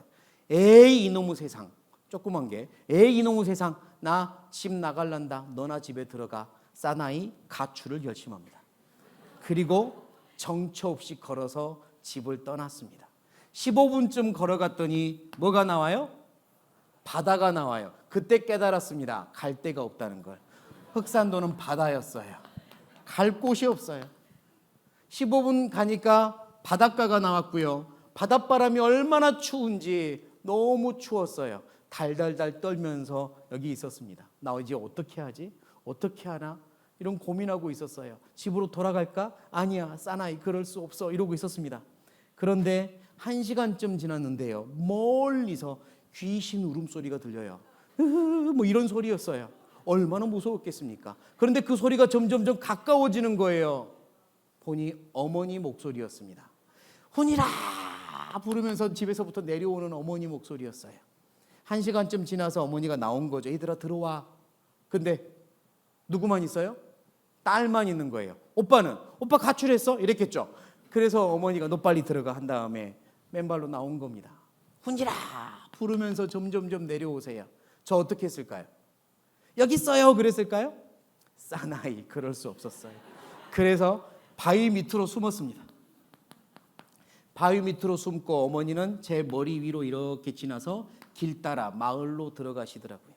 바로 위에서 훈이라 부르면서 마을로 들어가세요. 그때 철없는 저는 무슨 생각했냐면, 아 저기서 내 이름 물으면 안 되는데 내 친구들이 내 이름 듣겠네. 학교 가면 너 무슨 일이 있어서 물어보겠네. 아우 엄마는 창피하게. 그런 생각만 했어요. 그런데 시간이 흐르고 철이 든 지금도 어머니의 그 목소리가 잊혀지지 않습니다. 얼마나 애타게 제 이름을 불렀던지 잊혀지지 않아요. 훈이라 훈이라 불렀던 그 애타는 목소리. 하나님이 지금 여러분을 그렇게 부르고 계십니다. 천년이 하루같이, 하루가 천년같이 부르셨어요. 언제 올 거냐? 언제 돌아올 거냐? 이렇게 부르신 거예요. 이제 우리가 응답할 차례입니다. 제발 완고한 마음 접으시고 여셔서 하나님께 돌아가셔야 돼요. 저 여기 있습니다. 저 도와주세요. 나 이제 돌아가리라. 아버지 기다리시는 본향으로. 나 이제 돌아가리라. 아버지 변치 않으신 그 품으로. 나의 방황했던 지난 날을 이제 눈물로써 회개하오니. 나의 상한 마음 만져주시고 그 사랑으로 감싸주소서. 이제 돌아가야 합니다. 하나님 기다리세요. 언제까지 기다리시게 할 겁니까? 하나님은 모든 사람을 향해 오래 참으사 다 회개하기에 이르기를 원하시느니라 그랬어요. 회개라는 뜻이 무엇인지 알 필요가 있습니다. 회개. 우리 앞에는 두 개의 길이 있어요. 1번 길, 2번 길입니다. 1번 길은 지금까지 걸어온 길이에요. 내가 지금까지 성실하게 열심히 걸어온 길, 그리고 앞으로도 걸어가려고 하는 길이겠죠. 그리고 2번 길은 성경을 통해서 알게 된 하나님이 기다리시는 길입니다. 1번 길, 이 길로 끝까지 가면 과연 나에게 참된 행복이 있을까? 영원한 소망이 있을까? 생각해 보셔야 돼요. 1번 길, 비록 열심히 살아왔지만 이 길 끝에 참된 행복, 영원한 소망이 있는 건 아닙니다. 2번 길, 하나님이 기다리시는 길, 하나님이 준비하신 길이 있어요. 진짜 행복과 영원한 소망이 있는 길입니다. 이 길을 알게 된 거예요. 회개란 무엇이냐? 이 길이 아니구나. 참된 길, 내가 가야 될 바른 길이 있구나. 2번 길을 볼 때부터 회개는 시작됩니다. 이 길을 고집하지 않고 이 길이 있구나. 이 길이 뭘까? 내가 어떻게 하면 여기서 영원한 구원 얻을 수 있을까? 바라보는 것부터 회개의 시작이에요. 그리고 이 길로 옮겨서 이걸 내 걸로 얻는 거죠. 받는 거죠. 그게 회개입니다. 지금 우리에게 필요한 건 이 마음이에요. 1번 길이 아니라 2번 길이 있구나. 성경의 길이 있구나. 그 길이 무엇일까? 알고 싶다. 하나님 도와주세요. 그 마음이 필요합니다. 하나님은 우리에게 이렇게 말씀하세요. 같이 읽겠습니다. 이 모든 것이 이렇게 풀어지리니 너희가 어떠한 사람이 되어야 마땅하뇨? 이제 물으세요. 이 모든 걸 다 들었으니 이제 너희가 어떠한 사람이 되어야 마땅하냐? 결정하라는 겁니다. 저 한번 따라해 주십시오. 모두 다 따라해야 맞춰줄 겁니다. 따라해 주세요. 자, 손 이렇게 내미세요. 잘하셨습니다. 머리 위로 가져갑니다. 잘하셨습니다. 쑥 올리세요. 잘했고요. 버립니다. 방금 우리 뭐 했을까요? 방금 우리 재판장의 모자를 벗어 던졌습니다. 하나님, 저 더 이상 재판장 아닙니다. 제가 어떻게 하나님을 재판합니까?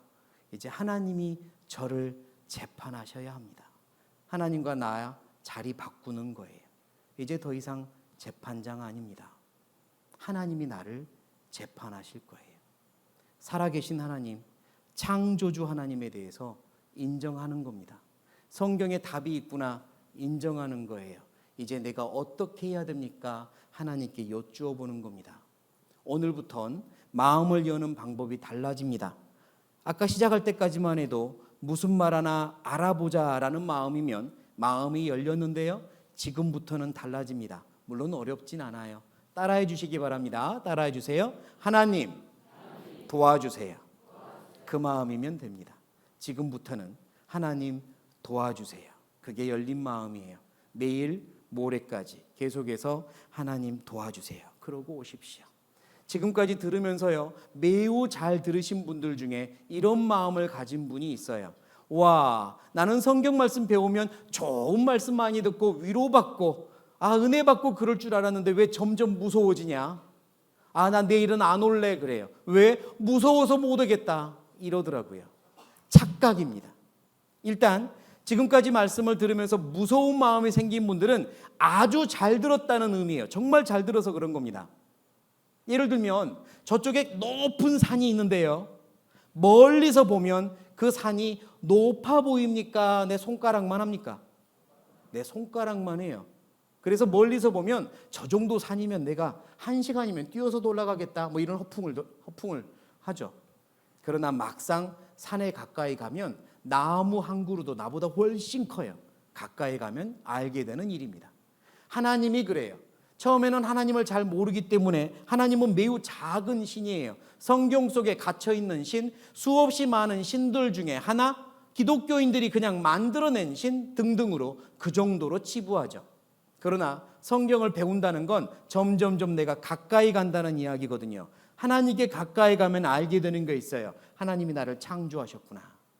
하나님이 온 우주의 질서를 잡고 계시는구나. 하나님이 시작부터 마지막까지 알고 계시고 통치하시는구나. 하나님은 죄를 심판하는 분이구나. 다 알게 되잖아요. 가까이 가면 갈수록 하나님이 커 보이고 무서워 보이는 게 당연한 겁니다. 그러니까요, 오늘까지 들으면서 무섭고 두려운 마음이 생겼다는 건 잘 들었다는 의미예요. 그러나 중요한 건 이겁니다. 그 크신 하나님이 당신을 기다리고 계세요. 기다리고 계세요. 손 내밀고 계세요. 오라고 하세요. 세월을 기다리셨어요. 한 번도 눈 떼지 않고 나만 기다렸어요. 내가 그 손을 뿌리치는 것, 그게 얼마나 큰 죄가 되는지 아시겠습니까? 무서워서 안 들으련다 하고 손을 뿌리치는 게 죄가 되는 겁니다. 하나님이 나를 사랑하세요. 기다리십니다. 예수님의 이름의 뜻이 구원이라 그랬죠. 구원 받아라 하시며 오신 건데요, 구원 받는 거 절대 어렵지 않습니다. 제가 앞에 있는 분들한테 이 물병을 드려요. 자, 물 마시세요 하고 드리면 어떻게 하면 돼요? 받으면 돼요. 물병 받는 거 어려워요, 쉬워요?